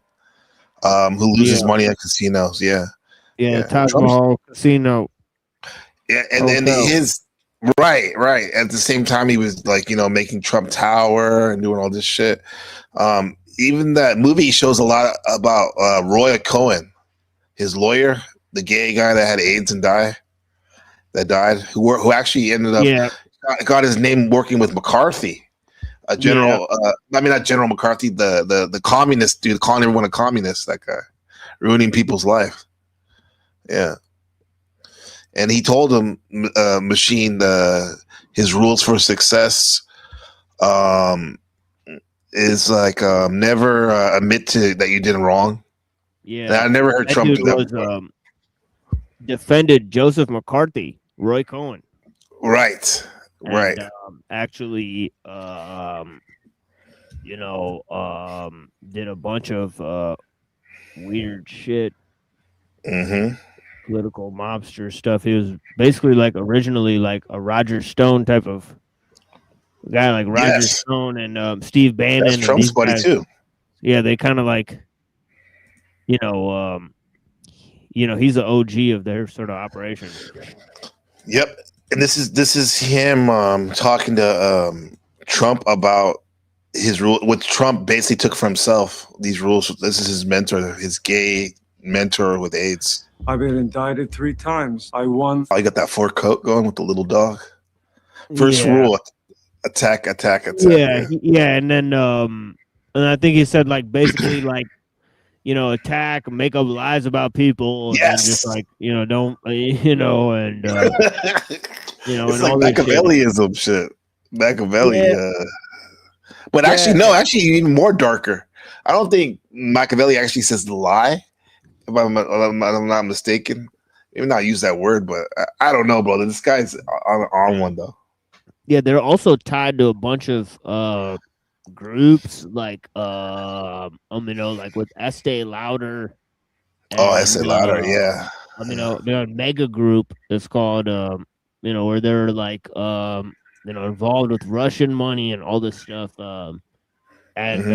He's also linked with the John Birch Society and the American Jewish World Service. John Birch. It's like a Zionist organization. Yeah.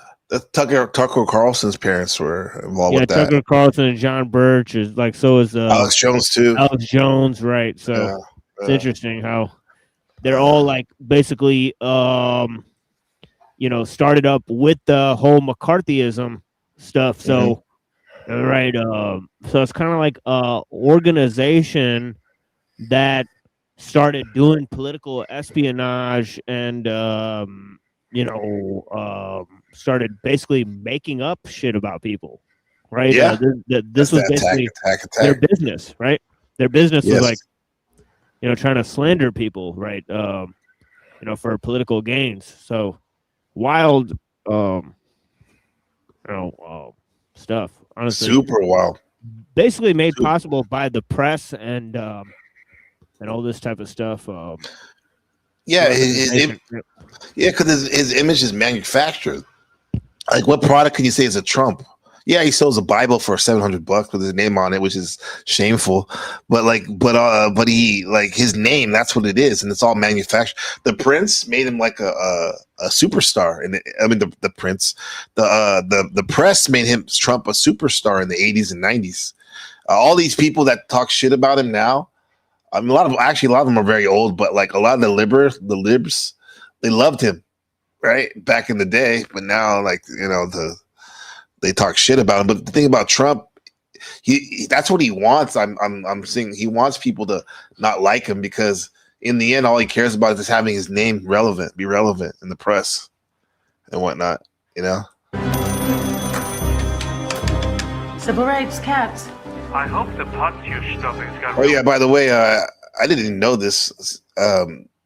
The Trump's dad and Donald, they got sued by the NAACP because they were blatantly not renting out their apartments to black people in New York. They put a big C on the application. I mean, colored. Yeah, they got sued by the I think, what was this organization right here? This a government organization. Money, Civil rights or something like that. Yeah, his dad was he did business with the Ku Klux Klan as well. Right. The well-known thing where. Mm-hmm. Yeah, I've seen that picture before of him. But yeah, all having dinner, and Dad's like, "How can they say I'm racist? I have a black chauffeur." So how to touch it. Unless you drop your. That's what he does, all right. I've never heard him take an L. He never takes an L. Yep. Mr. Trump, man. Let's see. Back to this. Humanity Unchecked. Established that Getty Prime orbits a low-intensity sun, only emitting a quarter of the luminescence of Earth's sun. Despite these lower photosynthesis levels, certain plant life and even forests were once able to grow in this environment. However, the Harkonnen succession of rulers continued to exploit the planet for its resources, leading to heavy industrialization of the planet and gradually turning their homeworld into a military-industrial complex fueled by greed and lust for power. This resulted in it becoming a desolate world with a harsh volcanic climate. Villeneuve's interpretation certainly reflects and expands upon the nature of Getty Prime and the greed of its overseers. Given the established lore, I find it intriguing to imagine what kind of alien plant life would have evolved to thrive under the light of such a dark star. It certainly sparks the imagination to envision the eerie and the constant exposure to the infrared light from their black sun has been deeply ingrained in the cultural psyche of Getty Prime's inhabitants, influencing their art, rituals, and belief systems, shaping their understanding of good and evil, beauty and decay. Living amidst these. That's why, like, you compare Machine. I wonder if you take it back to where you said you were from, like Pakistan. We look at their art compared to like a Western American art. It'd be very different, huh? Some ways, right? Even though America hasn't been around that long, but yeah, because of the culture, huh? Yeah, the art from Pakistan has a lot of influence from India and Persia. So, yeah. So there's two places where. And also it's influenced by Arabs, right? Because Arabs conquered, the Indian subcontinent at some point. Right. There's a lot of cultural diffusion in that place. So. That's why, for example, that's Taj Mahal, right? That was Islamic king made that for his wife. Yeah. Right. Exactly. They're they were kind of like more freewheeling. I wouldn't say they were like the most sort of traditional Muslims, so yeah. Yeah. Let me just say real quick. He said AI story time. I think this videos before the AI was a big thing. Stark contrasts of black and white fosters a binary mindset, warping their morality, power dynamics, and social structures. Observing other humans under the effects of this translucence would inevitably alter their perceptions of individuals and themselves. Villeneuve's description of the sunlight's effects, rendering them more insectoid or reptilian, suggests a departure from humanity, which no doubt gives rise to feelings of alienation and dissociation. Consequently, this would only deepen the psychological impact on the inhabitants, potentially leading to a more primal outlook on life, absent any appreciation for the rich spectrum of colors and the beauty it encompasses. While the leadership on Getty Prime are the ones who are largely responsible for its brutal environment, it stands to reason that the infrared light that bathes their world would only reinforce such brutality. As such, their government is devoid of any nuance, a cutthroat, fascist, and totalitarian system. One particular physical trait among Harkonnen society is their hairlessness, Yeah, why unique is to that? Villeneuve's interpretation. The director has revealed his motivations for this, saying, "I love the idea that Harkonnens are a society that doesn't like hair. They remove everything. They want to be as far away from any part of their past as possible, where they are coming from. There's a will of purity." Okay, let's compare that. Okay, let's talk about it and bring it back to it. Because I noticed, for example, in the I know Sikhs, they keep their hair long, for example, right? And their beards. And we also have like Native Americans, they wouldn't cut their hair. Um, they feel like that they weren't in contact with God if they cut their hair, right? Kind of like a shameful thing, right? To be clean shaven, some of these cultures and stuff, right? Yeah. Yeah. Yeah, but then when you go to the Hajj, you know, you You sort of shave like, then? you know, they're like bald, you know, and whatnot. So then the Okay. Buddhist monks are kind of bald. Right. You know, like when Yeah. you go into the church, right, you remove your hat, but if you go into like some other place of worship, you might put on a hat. Mhm. You know, like in a Sikh temple, you got to cover your head. Yes. Right. And so on and so forth. So it's just different, you know, depending on, you know, what the area is. Right. You know, but a lot of them have some similarities. Like, for example, like there'll be a difference of spots where the women and the men worship and so on and so forth. Oh yeah, I've seen that before. Yeah. Yeah. So Yeah, I even seen in Mecca. Was Bourdain went there? Rest in peace, Anthony Bourdain. He went there before, and he went to like their kind of like a fast food place. It was like a chicken place, and they actually looked like really good quality to the chicken. But there was literally one section entrance for the women, one entrance for the men. Right. Yeah, yeah. They aren't even sitting together or anything. What do they call that? No mixing, right? No mixing. Right. Yeah. It's interesting that their hairlessness is not a direct result of the black sun, but rather speaks to the possible psychological effects this lighting could have on their society, having distanced themselves from their past, Oh, my bad. Sorry about that. destroying the natural flora and fauna that once existed on this planet. They have also similarly removed anything resembling natural physical human traits. Instead, they came to embrace the alien and poisonous environment of their world. Having killed off the planet's natural resources, the Harkonnens turned to artificial products for medicines and sustenance, striving to attain a chemical purity. In Villeneuve's adaptation, their bodies had been so inundated with toxins that the Fremen could only use their water for cooling systems. Another fascinating element of the Harkonnen arena scenes were the black ink blot fireworks that Well, damn. So that's the enemy, the ops. Like they're so devoid of nature and God. Whereas this is, I'll give you a quick one about they call it Zen Sunni, their religion machine of the good guys, I guess you could say, of the Fremen people. So in the lore, the Interesting. Fremen actually derived from an old religious group known as the Zen Sunni. So this is a religious group within the lore that actually comes from Islam to some degree, but it's a sort of long developed form of Islam that has sort of developed and changed over millennia, and then has also, as you can tell from the name, Zen Sunni, they've combined with Zen Buddhism. And so this religion of the Zen Sunni, which also becomes basically the same religion of the Fremen, is a combination between, to simplify, right? It's a combination between Sunni Islam and Zen Buddhism. And in this He sounds like someone I know. tradition, again, we see similarities, sometimes in a shallow sense, but sometimes more profoundly. So in the lore, I think that's interesting, huh? Like that's the ops of the people we just watched the other video. It seems like it would seem like they'd be in direct confrontation, huh? Yeah. Those last people. Yeah, quite an odd display, to be honest. Yeah.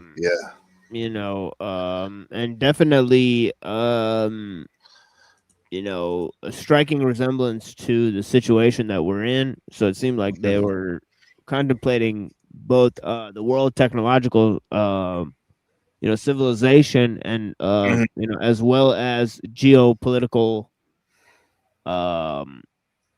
you know, sort of direction that we're headed. Yeah, yeah, because the whole thing is that the Harkonnens were the colonizers of that planet, the Fremen's planet called Dune, right? And the reason why they colonized it is because the Fremen, they had the most concentrated level of this substance called spice, and which is kind of like, to me, it seems like some type of psychedelic or something, right? And then it gives them like all the the powers of like psychic ability, omniference, and also what it does is, because at this point in the universe, trade is a big thing, right?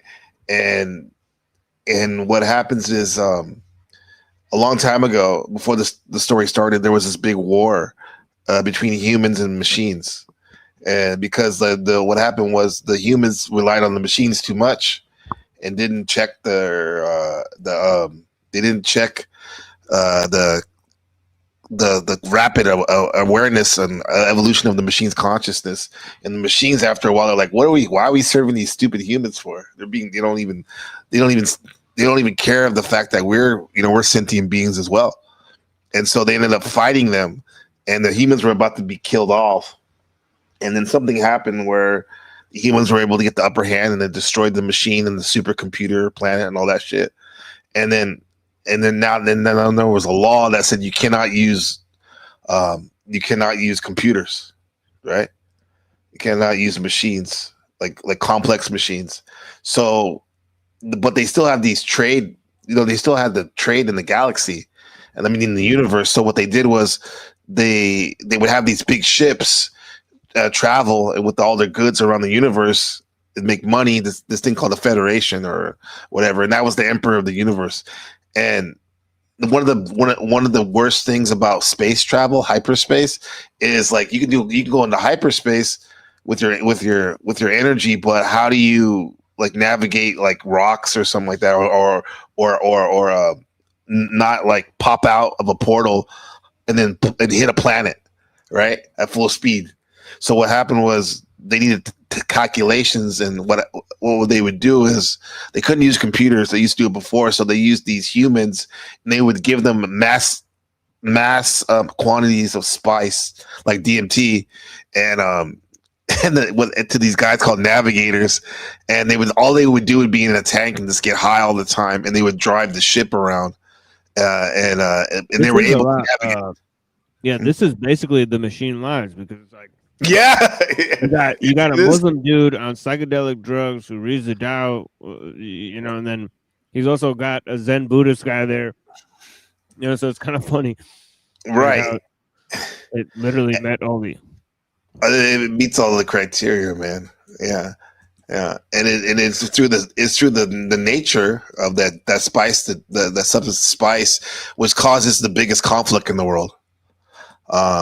The guys that want to commodify it, and because they need it in order to do their trade, because these navigators need the spice, large quantities of spice, so they can drive the machines. I mean, the big, basically like freighters out there, kind of like what we see in the Hormuz Strait. They're not allowed to go to China, so it's kind of causing a lot of trouble. Right now, China might get involved against Iran. But these navigators, they need the spice. But then again, the spice is a natural thing that the people, the Fremen people, the Zen Sunni people use in moderation or whatever. But interesting, yeah. It's a really good story. I like it. Fascinating. Star Wars, is this the Star Wars you're talking about? I'll talk about Dune, but yeah, it might as well be Star Wars. I'm sure George Lucas was inspired by Dune.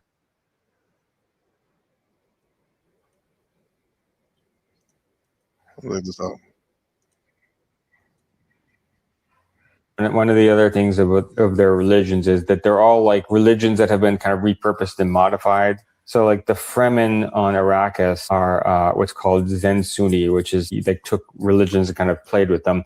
So he had like the Zen people and the Sunni Muslims get together, and then that became Zen Sunni, and that's the culture, which is why it feels kind of Islamic. I don't really see the Zen part, but that's the idea. Okay. Yeah. Sounds good. Yeah. So the Fremen are they're Zen Sunni. They're a very fundamentalist, kind of worldview people who have these very specific religious ideas, which the Bene Gesserit have then influenced because they actually. What's funny, and then I'll just say that then there's another one group of the one other religion is these women, these like women nuns, priests. They're called the Bene Jesuits, and their religion is basically like Catholicism on mysticism. Right, and what they do is they advise leaders of the different planets and whatnot behind the scenes, but the whole time while this shit's going on, they humble themselves to the royalty. However, they're trying to use selective breeding behind the scenes in order to bring about this Messiah character. That's going to be born. Yeah, but it's funny how the Jesuits, they're like the Jesuits. Yeah, looks like the author didn't have a very high opinion of Christians at this point. I don't think so. They're actually the most nefarious group. Yeah, secretive, scheming group is the Catholics. And then pale-faced dudes appears to be a very specific group as well at this point. Yeah, exactly. I mean, he made it perfectly clear in the last movie who they represent, right? They're literally, their world is black and white. Yeah. Oh shit! This is funny. This relates to the sun. Look at this. This is scenes from a dermatology clinic convention. These are all dermatologists. Look at this. At the convention. It's funny, right?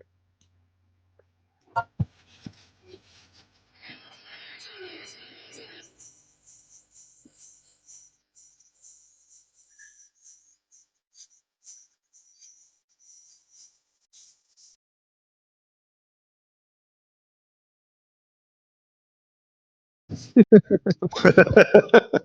don't want to damage their skin, I guess, machine. Yeah. I got a crash out for you. $1 a year for fucking insurance, only for them to say, actually, no, we don't cover your emergency heart surgery. Sorry, you'll have to pay for it out of pocket. I'm already giving you $10,000 a year. I have to have the surgery. I'm gonna fucking die if I don't, and now you want me to pay another $60,000 However, not to die? Are you joking?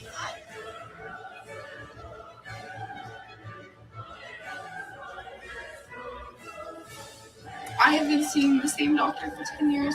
I was born with this condition. This is not something I ever had a choice with.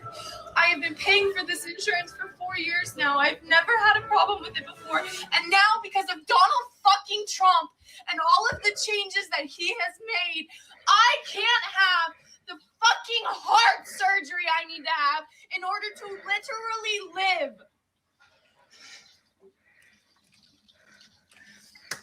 I don't have $60,000. I'm a teacher.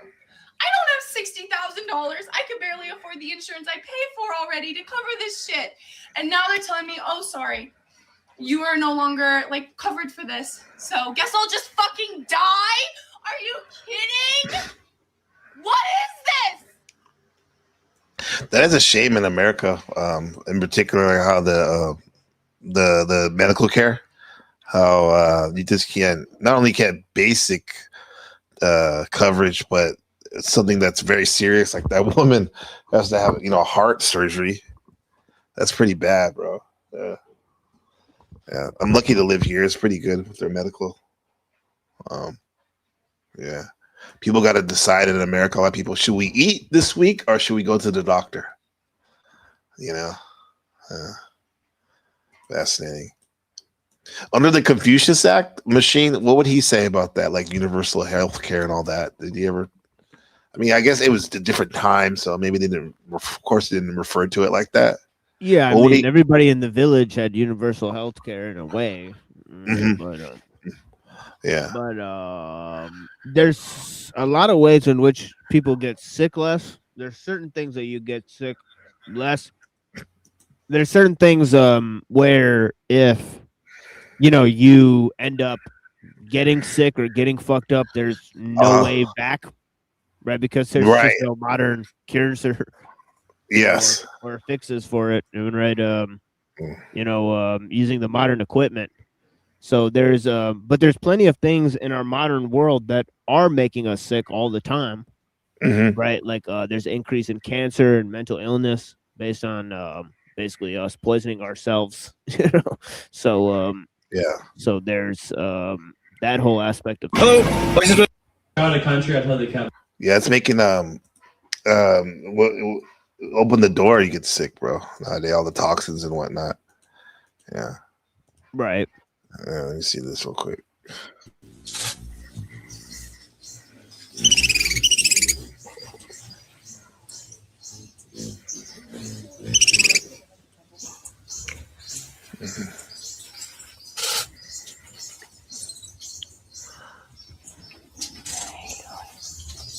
Is that a hummingbird? I don't know. They stop, do they?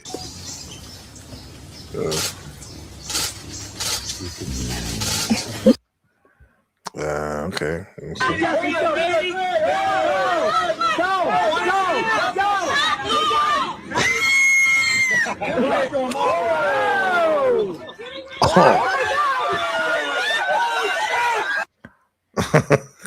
Okay.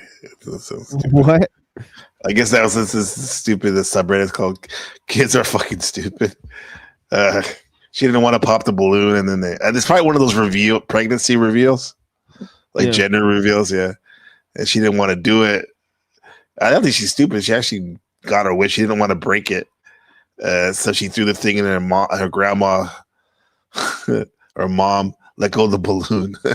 They're fucked. That shit. Oh my God! Here you go. Here you go. This is from Markella, her favorite.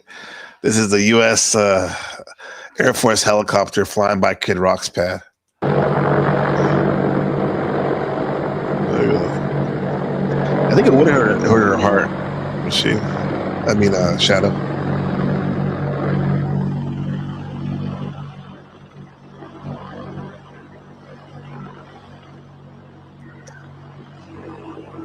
Okay, America. You big Kid Rock fan, Machine? I'm a fan of some of the music, but not the individual, I guess. Right, yeah. I gotta make a distinction. Yeah. Right. Yeah. Let's see. What's this? Well, I guess a plane crashed. What is that? U.S. Air Force plane crashed in Saudi Arabia today? I didn't know about that. Yeah, that's no accident. Looks like. You don't think so? It looked like you got a bomb right there, right, my friend? Yeah. Look at that shit. Jesus. Yeah, it looks like the back of that thing fell out and whatnot. Yeah, pretty clean, huh? In the way it. Yeah, it looks like it got split in half and whatnot. Mm-hmm. So, yeah. Let me see. It's all black and shit too, so right, it looked like it got exploded and shit at a highly specific spot. Right. Ooh. Yeah. What you got, Shadow Buddha? Oh, Kid Rock. Let's see what he has to say. Oh, Shadow Buddha just sent me this about Kid Rock.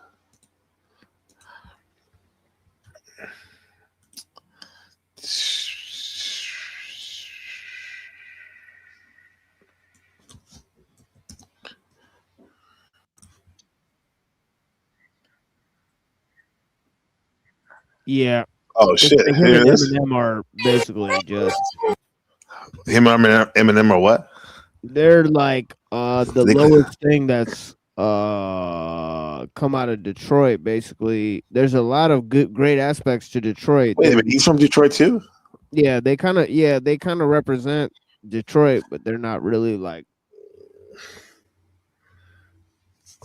I think the first thing that comes to mind when I think about music is Eminem, I guess now, but more Motown, Motown, Yeah, I right? mean, we had a lot of things. I mean, they had like, yeah, you know, like Barry Gordy and all that whole thing. You Yeah. know, they had the you know, they had Supremes, techno music. right?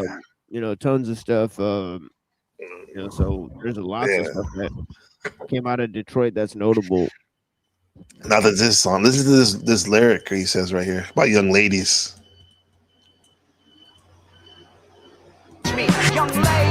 Young ladies, I like them underage. See, some He said, "Young lady." This is Kid Rock quote. Young ladies, I like them underage. You see, end quote. Kid Rock. say that's statutory, but I say it's mandatory. Some say it's statutory, would say it's mandatory. That's pretty wild lyric right Is there. this like his new song or what the fuck? It's an old song. I think it's an old song. Because remember that little guy that used to be his hype man? Right, that little He midget died. guy. Yeah. Yeah, that's him singing that after. He said, I like him statutory. Young ladies, young ladies.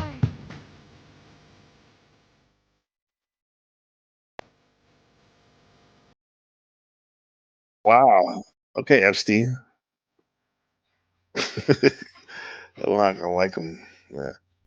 My favorite rapper, though, is from Flint, Michigan. One of my favorites. Not, I would say my favorite, but like that wasn't it Rio the OG. You know, you ever heard of him? No, not really. Yeah, some ghetto hood shit. Yeah, but I used to Wow. work in Flint, Michigan for sure. I've definitely seen Really? it. What'd you used to Yeah. do there? I worked at a mall, like one of those stands. Oh yeah, what kind of stuff were you selling? Let's curious. Like it was like weird, like toys and games and stuff. Yeah, that's cool. She lies. Yo, did you have your Yeah. same aesthetic back then? I mean, I wore like more professional, you know. Like Yeah, stuff yeah. that people working at a mall would wear, pretty much. Yeah.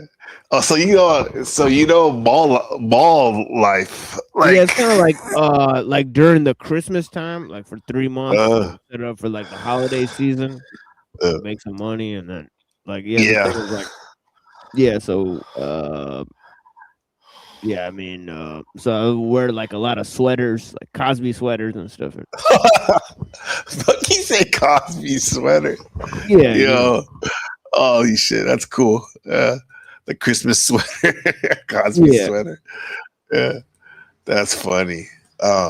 Yeah, working in retail, any retail is always interesting. The people that you meet, right? Not only the customers, but your coworkers, and then also, I would assume, particularly for a mall, other people that you see at the other stores and stuff, huh? Yeah. Oh yeah, yeah. There was like a like some sort of like Forever 21 in front of us, and there was like these chicks working there that were super hot. So Shit. Look at them. Yeah.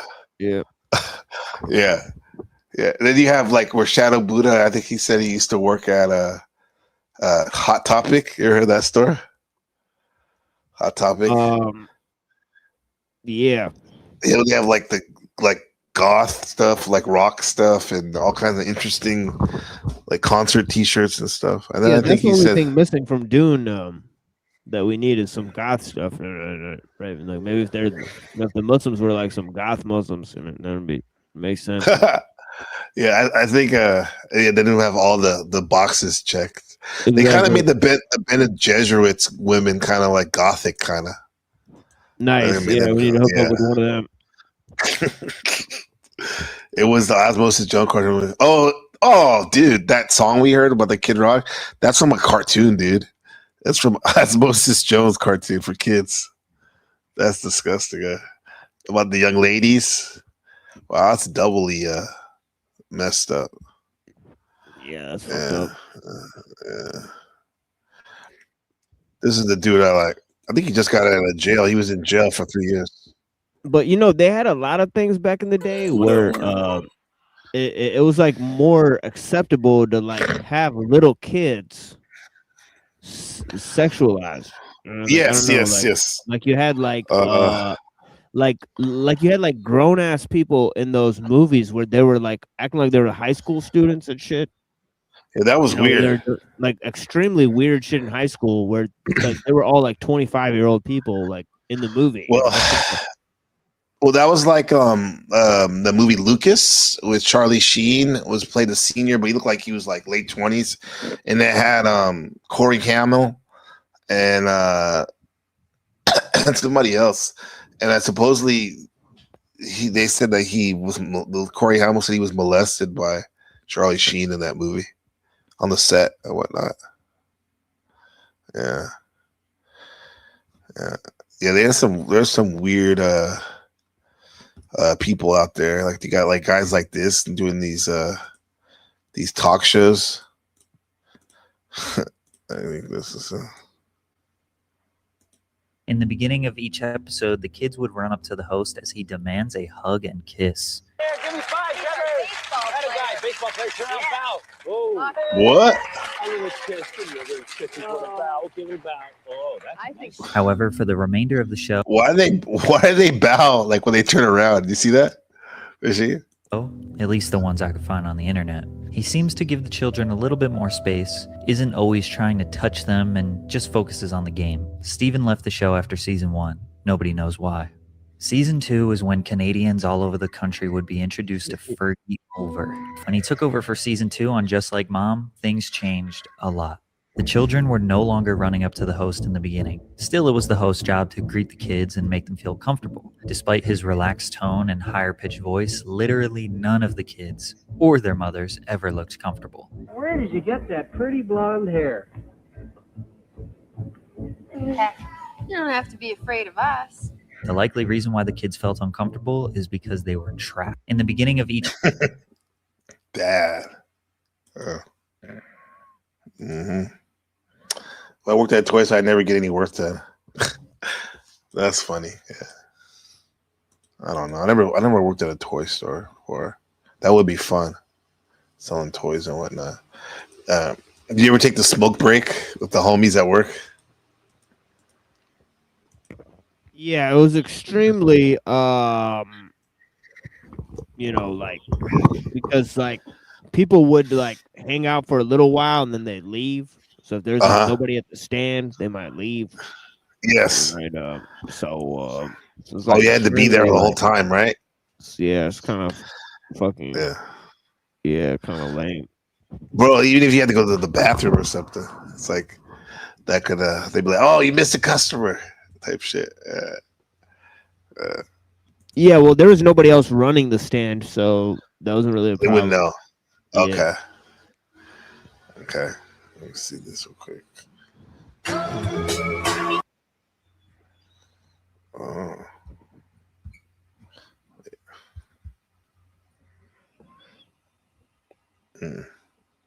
Did you see the whole Drewski skit of Erica Kirk? No, I've not seen. No. Drewski, I'm not familiar with them. It's this comedian that dresses up like people and stuff. I mean, he dressed up. He's getting some controversy. He dressed up like Erica Kirk. Oh, is that him right there? Yeah, that's him right there. yeah. So there's a big controversy. Like so he dressed up like her, and people are like, "Oh my god, he's making fun of Erica Kirk." Yeah, that might be his ticket to Hollywood, doing the cross-dressing thing, you know. Oh yeah, he's done it before too. Let's see. Drewski. She could.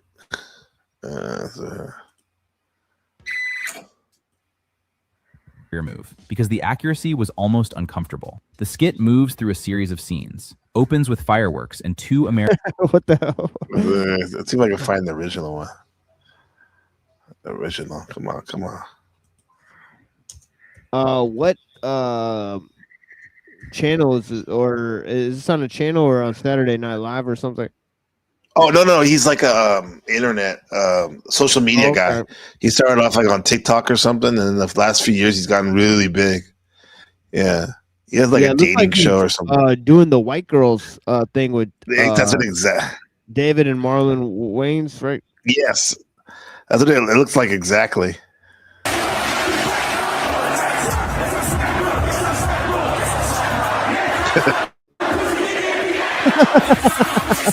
Yeah, he put. This is how conservative women get down. War is raging in Iran. We're praying for all the soldiers. Oh yeah, that's good.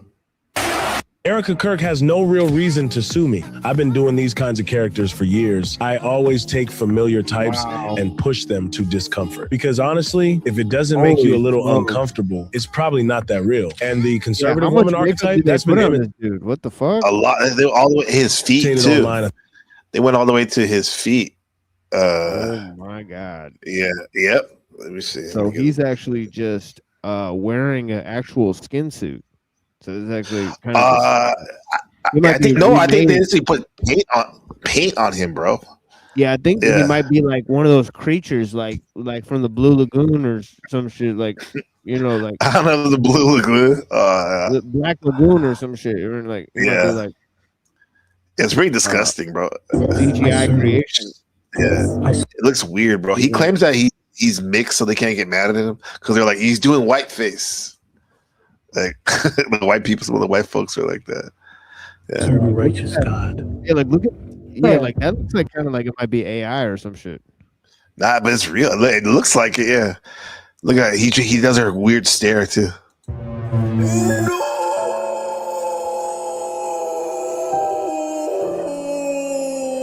Yeah, that looked like he put those. Made a lot of people mad. Yeah, like when they put like the monster. Like the plastic face putty stuff on their face. Yeah, exactly. Yeah, he looked like he's got face putty on and shit. Oh, he has that. Yeah, I think he definitely has that on there. But I think the body shit is his shit. Yeah, because that doesn't even look like it's the shape of his face. So nah. Yeah, it looked like they added some dimensions. It's like they made it rounder. Like it looks like more like JD Vance at this point. The Cabbage Patch Kid JD Vance. Yeah. With this one, Shout out to D Green with this, man. Hey. Now this they're going wild. The controversial conservative. Looking at help. What the? Now this is by far Drewski's most diabolical skit, bro. Now, yes, we've already seen Drewski be a Caucasian before. We've already seen him be a racist redneck. And we've also that's him too. Machine, you see that? He got the farmer tattoo. You see that? Yeah, this dude is he's committed, huh? To his character. Yeah, that is some incognito. There's a lot of money behind him. If this is the case, a lot. Yeah, that's not cheap. It's like movie status. This would cost thousands of dollars to do this type of transformation. Mm-hmm. Wow. Yeah. White man that grew up. Yeah, even that one right there. Look. Up in a black hood, but now this time he's Erica Kirk. Now Drew, bro, I'm trying to be serious, but look at this man's face. I can't take this man serious, bro. Y'all gotta give credit to Drewski. He gotta be the funniest internet personality of this generation. Facts, bro. Charles. Like in terms of people doing this Instagram and like social media comedy, bro, I gotta give Drewski his flowers, bro. He done took it to a completely different level. But he titled this skit, How Conservative Women in America Act. But we all know he's talking about Erica Kirk. Y'all know Charlie Kirk's wife. Now I say, Machine, you like can't trust her. They got that look, huh? Yeah. Did she get the approval by you though? Smash or pass? In that picture, it's definitely a smash. But the thing about it is that in the other pictures, there's some cause for concern.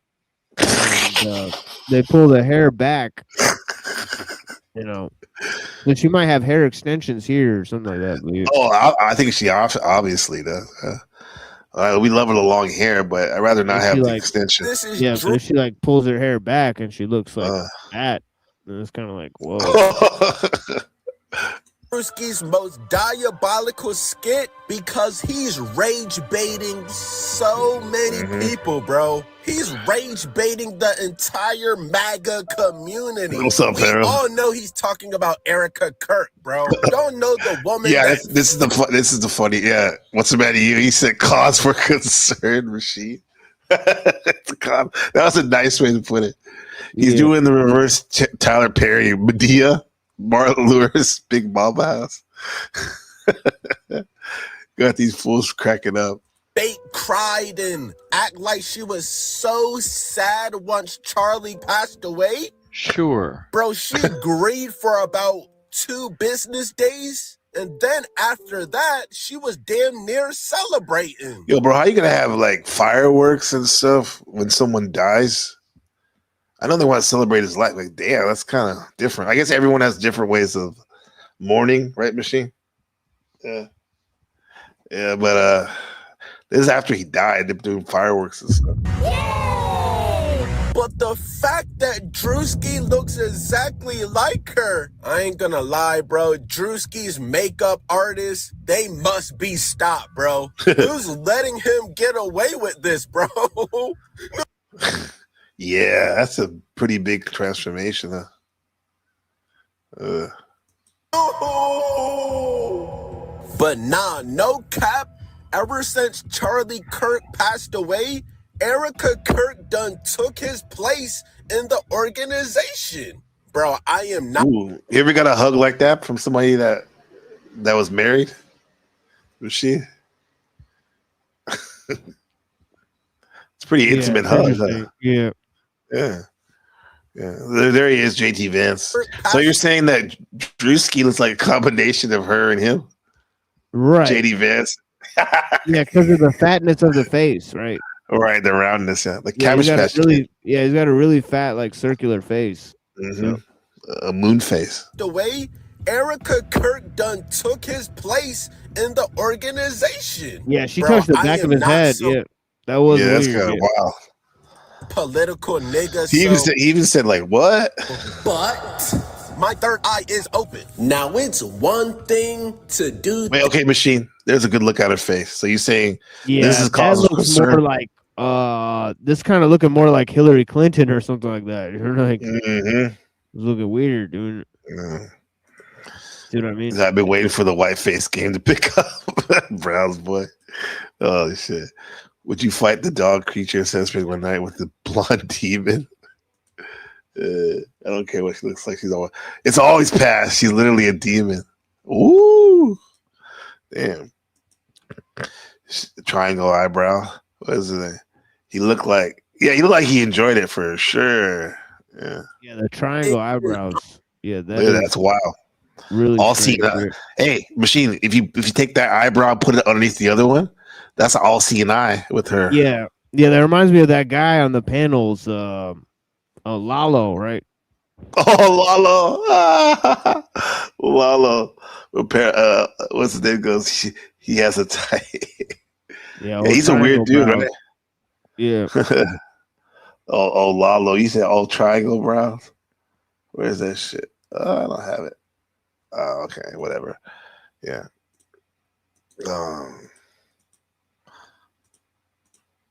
Your late husband, but I see right through you, Erica Kirk. You're being overly performative. Yep. I see through all the crocodile tears. You're literally. Oh wow, she looks like she just woke up. Whoa. Right there. Look at that. What the hell's going on there? Yeah, what's She that tried to be bump like- on the top of her head? Oh yeah, what is that? Kinda look like a witch. Damn, she got hit. Yeah, that's weird. Yeah. I see through all the crocodile Yeah, she got beat down, bro. tears. You're literally the happiest widow I've ever seen in my life. There's something about you we don't know about. And obviously, Drewski could also see. It's uncanny. It's very similar, right? Yeah. Yeah, but there's a lot of JD Vance in there. You know. Yeah. It's like the fatness of the face. Mm-hmm. And maybe he did that on purpose because he is another important figure that's connected.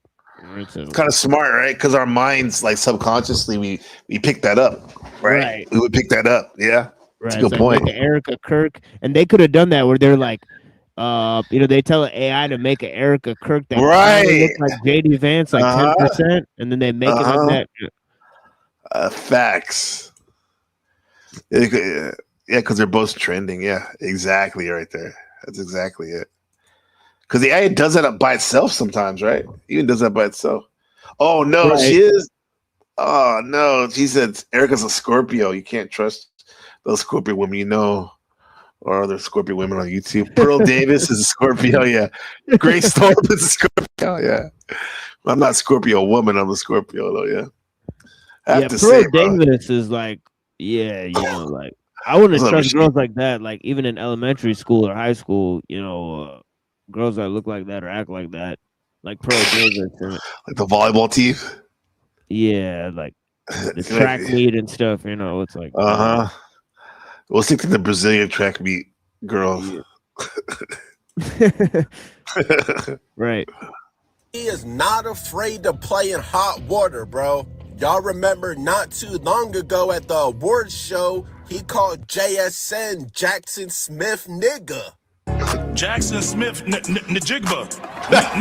So it's fair to say that Drewski is not afraid to get canceled. Now, of course, most of the MAGA community, a lot of conservatives are going to say this is offensive, unnecessary. They're going to say that this is white face, but I don't care what nobody says. This is hilarious. No! Step brother. Holy shit.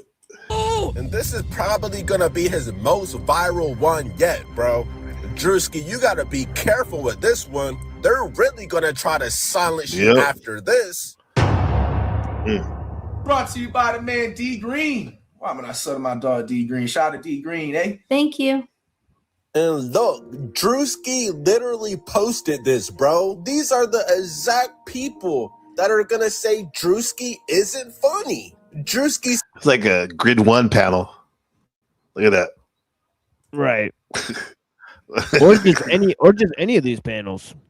Right. Look at these guys. They look like all of them. Exactly. Yeah. Like flow stage. Look at those glasses, dog. I got if you can smell Fed through the screen. Watch, we're gonna get Narrow Jack to come up here. That lady looked like she'd be on flow stage panel too. Oh yeah, the one on the right, on the bottom, Yeah, right there. Yeah, right there. Yeah. Yeah. Look at these guys. These winners. said he went too far. One of those dudes just looked like a Muslim. And Drewski Wait a minute. Yeah, like one of those. You're like, there's a dude in the middle there. Yeah. Like in the middle, yeah. There's a couple of dudes that kind of just look like they're not even white. One guy has like a weird soul patch on his big Jay Leno chin. Right there. That dude might be he's a Fed. He might be a toss up, where he might vote either way. I did. He went too far. Wait a minute. And Drewski even said that his granddaddy is white. Oh? What? Drewski said he is biracial. Okay. So that means he cannot get canceled. Okay. What do y'all This is grandpa. The eyes look the same. think, bro? Is Drewski gonna get canceled because of this? I don't know. The thing about comedians, it's really hard for them to get canceled, bro. Yeah, he planned the grandpa thing before he did this for sure. Yeah. He's like, got He had it grandpa ready? insurance. Yeah. I'm not ordering my soldier into that blonde cesspool. Come on, take one for the team. Buddha says, gave him TML. What's up with these guys wearing Oakleys? Who love debating about Yeah, and also the black that's hat, it. the black duck-billed hat. And it was also like weird.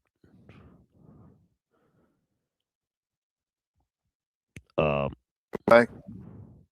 Yeah, exactly. Yeah, you're kind of the cutting out there. receding hairline. Okay, can you hear me now? Okay. Yeah, I can hear you now. Yeah.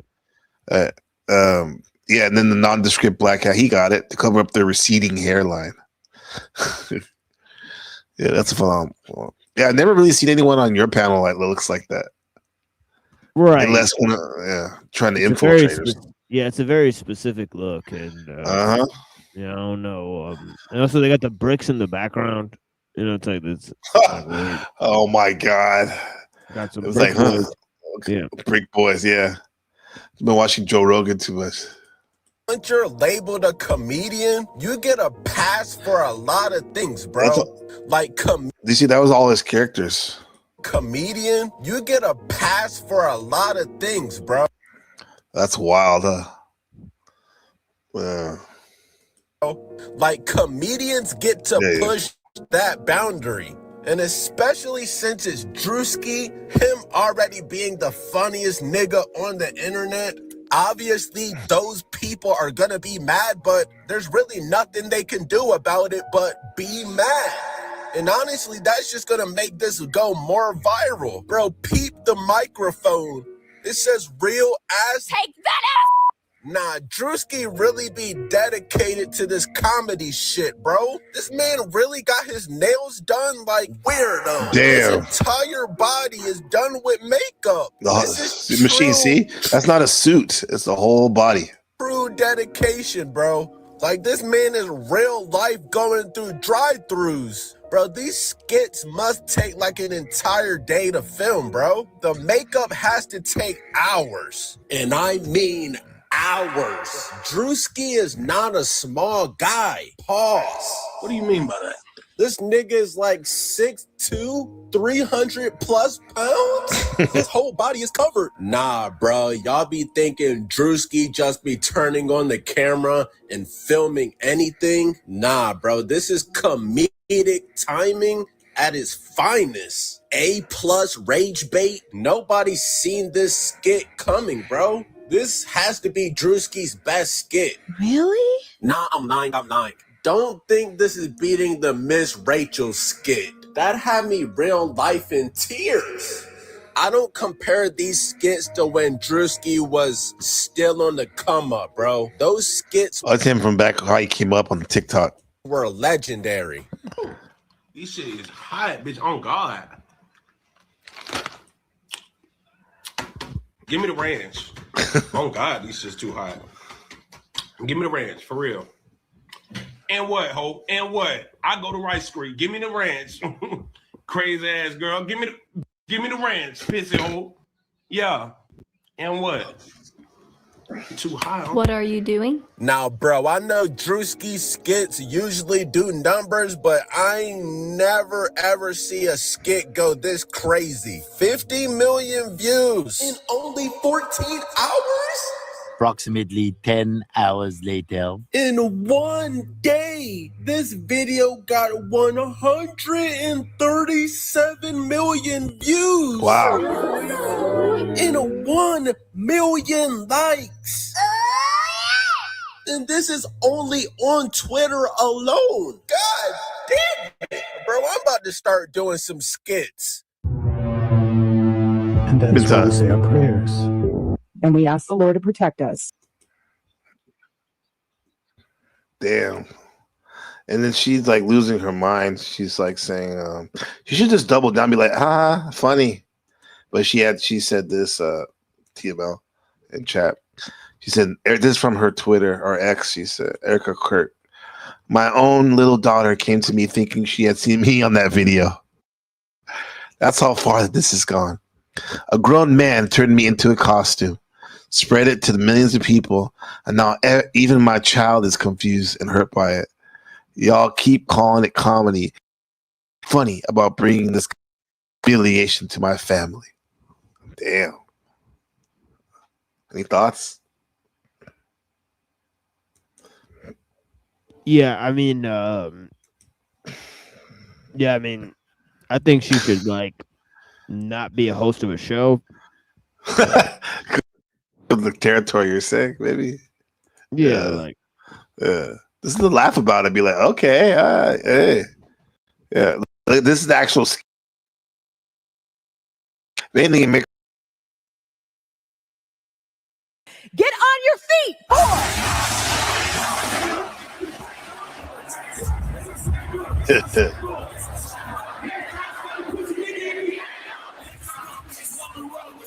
Dude.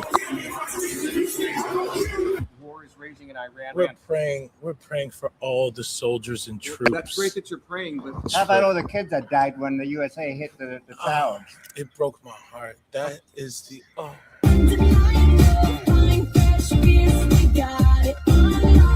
Okay. Yeah. In what ways have you grown closer to Jesus? Yeah. I serve a righteous God. And that is why we say our prayers. And we are all his children. Creepy look, right? Very creepy. When I Right. say children, I mean like the holy, blessed Trinity, which is why I hold the Bible.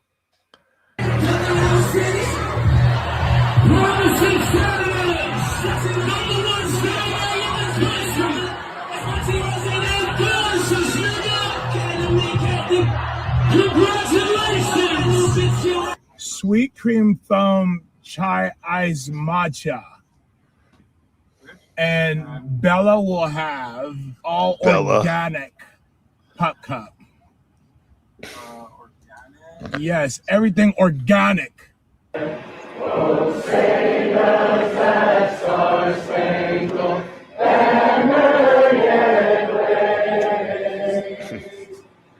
Gotta have the dog. Oh no, she did the Pilates. 7. Oh, are you good? 4, 3, 2. Hold your chest lifted. We're gonna lift. We have to protect all men in America, especially all white men in America. Hey. Those are the boys that we care about in this country. America is built on their backs. Yes. 'Cause they are the ones who mattered most. I don't think she's gonna protect. I don't think he's gonna protect her. Yeah, when it comes down to it. Yeah, man. So yeah, I'm about to wrap it up. So yesterday you went live, and what you got coming up now, Mr. TML? Yeah, pretty crazy stream yesterday. Lots of different angles into the conversation.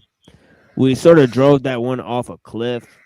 But so it kind of ended with DK Spiracy talking about how he has videos of a certain group of people committing acts against children and so on and so forth. And then, and of course, we had a sort of controversial day today. And of course, we had our friend Rant on there. Oh, okay, cool. Yeah. And, well, yeah, and Axis Radblood. We had some guests there. We also had Lorp on there. So you guys Lorp, okay. Yeah, they all for gave sure. a little rant or two, there that are pretty intriguing and interesting. And of course, we got into some pretty good discussions in the beginning of the show. Now you brought up Rant. It's funny because Shadow Buddha reminded me that because I had seen Rant today on Jack Telcott's, and the part he seemed like he was like, I don't think he was trolling. I don't get the feeling he was trolling or anything, but like, he was going through it.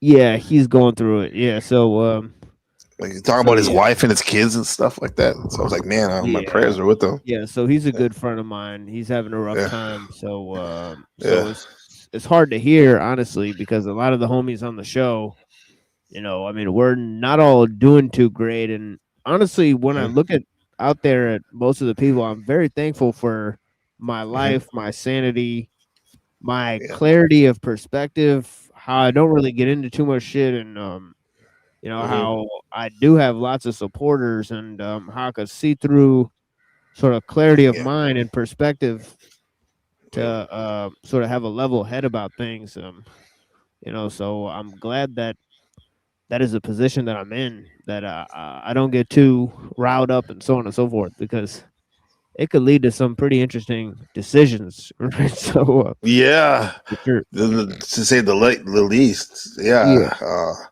it was pretty serious implications, stuff that he was saying. So I wish him, if you talk to him, tell him I wish him the best. Of course, if it needs anything, and you definitely have supporters here, brother. I think you know that.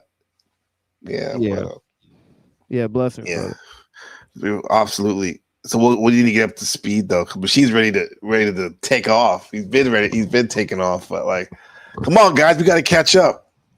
Yeah. Yeah, I mean, we had a good show last night. Looks like 400 people clicked on it or something like that. So sizably, I mean, it looked like a lot of people checked in yesterday. There was also a controversial conflict going on in the chat most of the time. What? Between Really? Browns Boy and Paul Enslaved and and Mitchell. So okay, let me put this out here. Okay, these are my thoughts. Fuck Arpool. Fuck. Who else did you say? Yeah, Arpool is kind of like Arpool has shown himself to be not very honorable of a character. Yeah, exactly. He's a weirdo, bro. And Paul says fuck him. He said some weird shit on Jack Telcos the other day.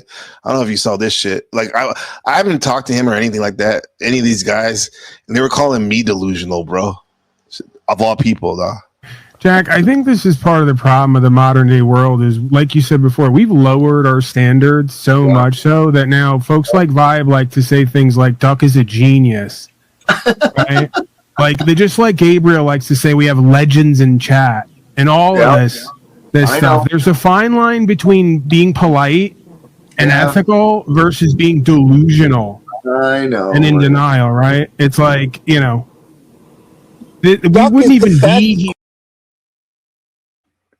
Like, you hear that? Like I'm the delusional one. I'm the one that I want to end all wars. Come on, get the fuck out of here, old man. Yeah,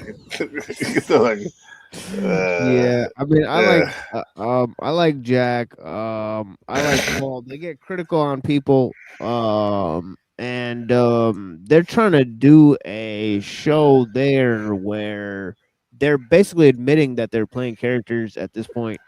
So that comes with the sort of territory of sort of watching it. You can't engage them fully, so that's a problem that they present both with their content, and they've done it to insulate themselves from criticism for sure.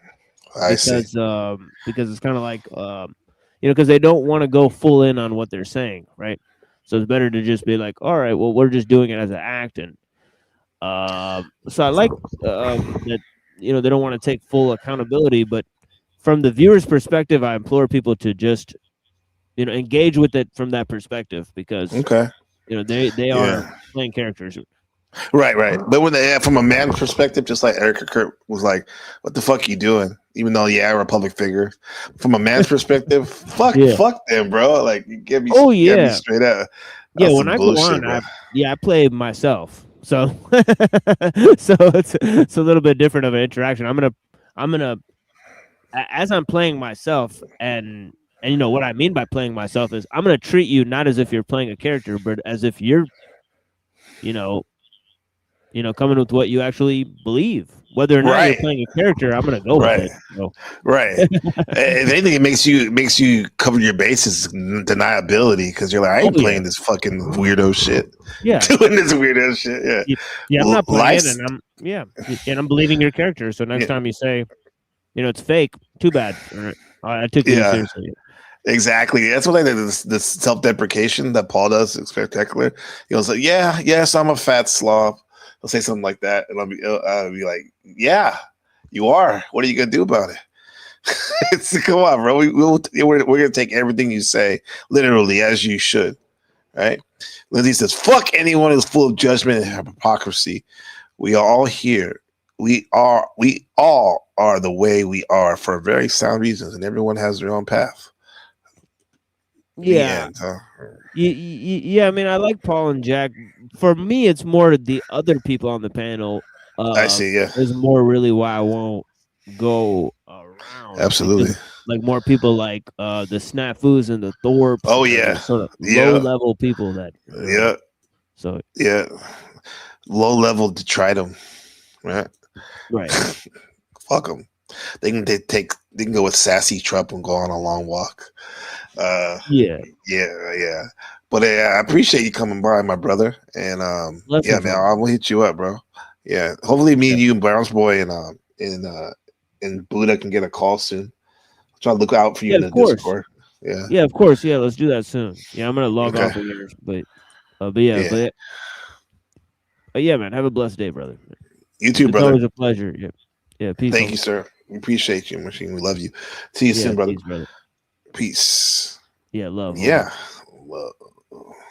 Absolutely. The homie Machine lies, brother. Man, solid work, bro. Solid work.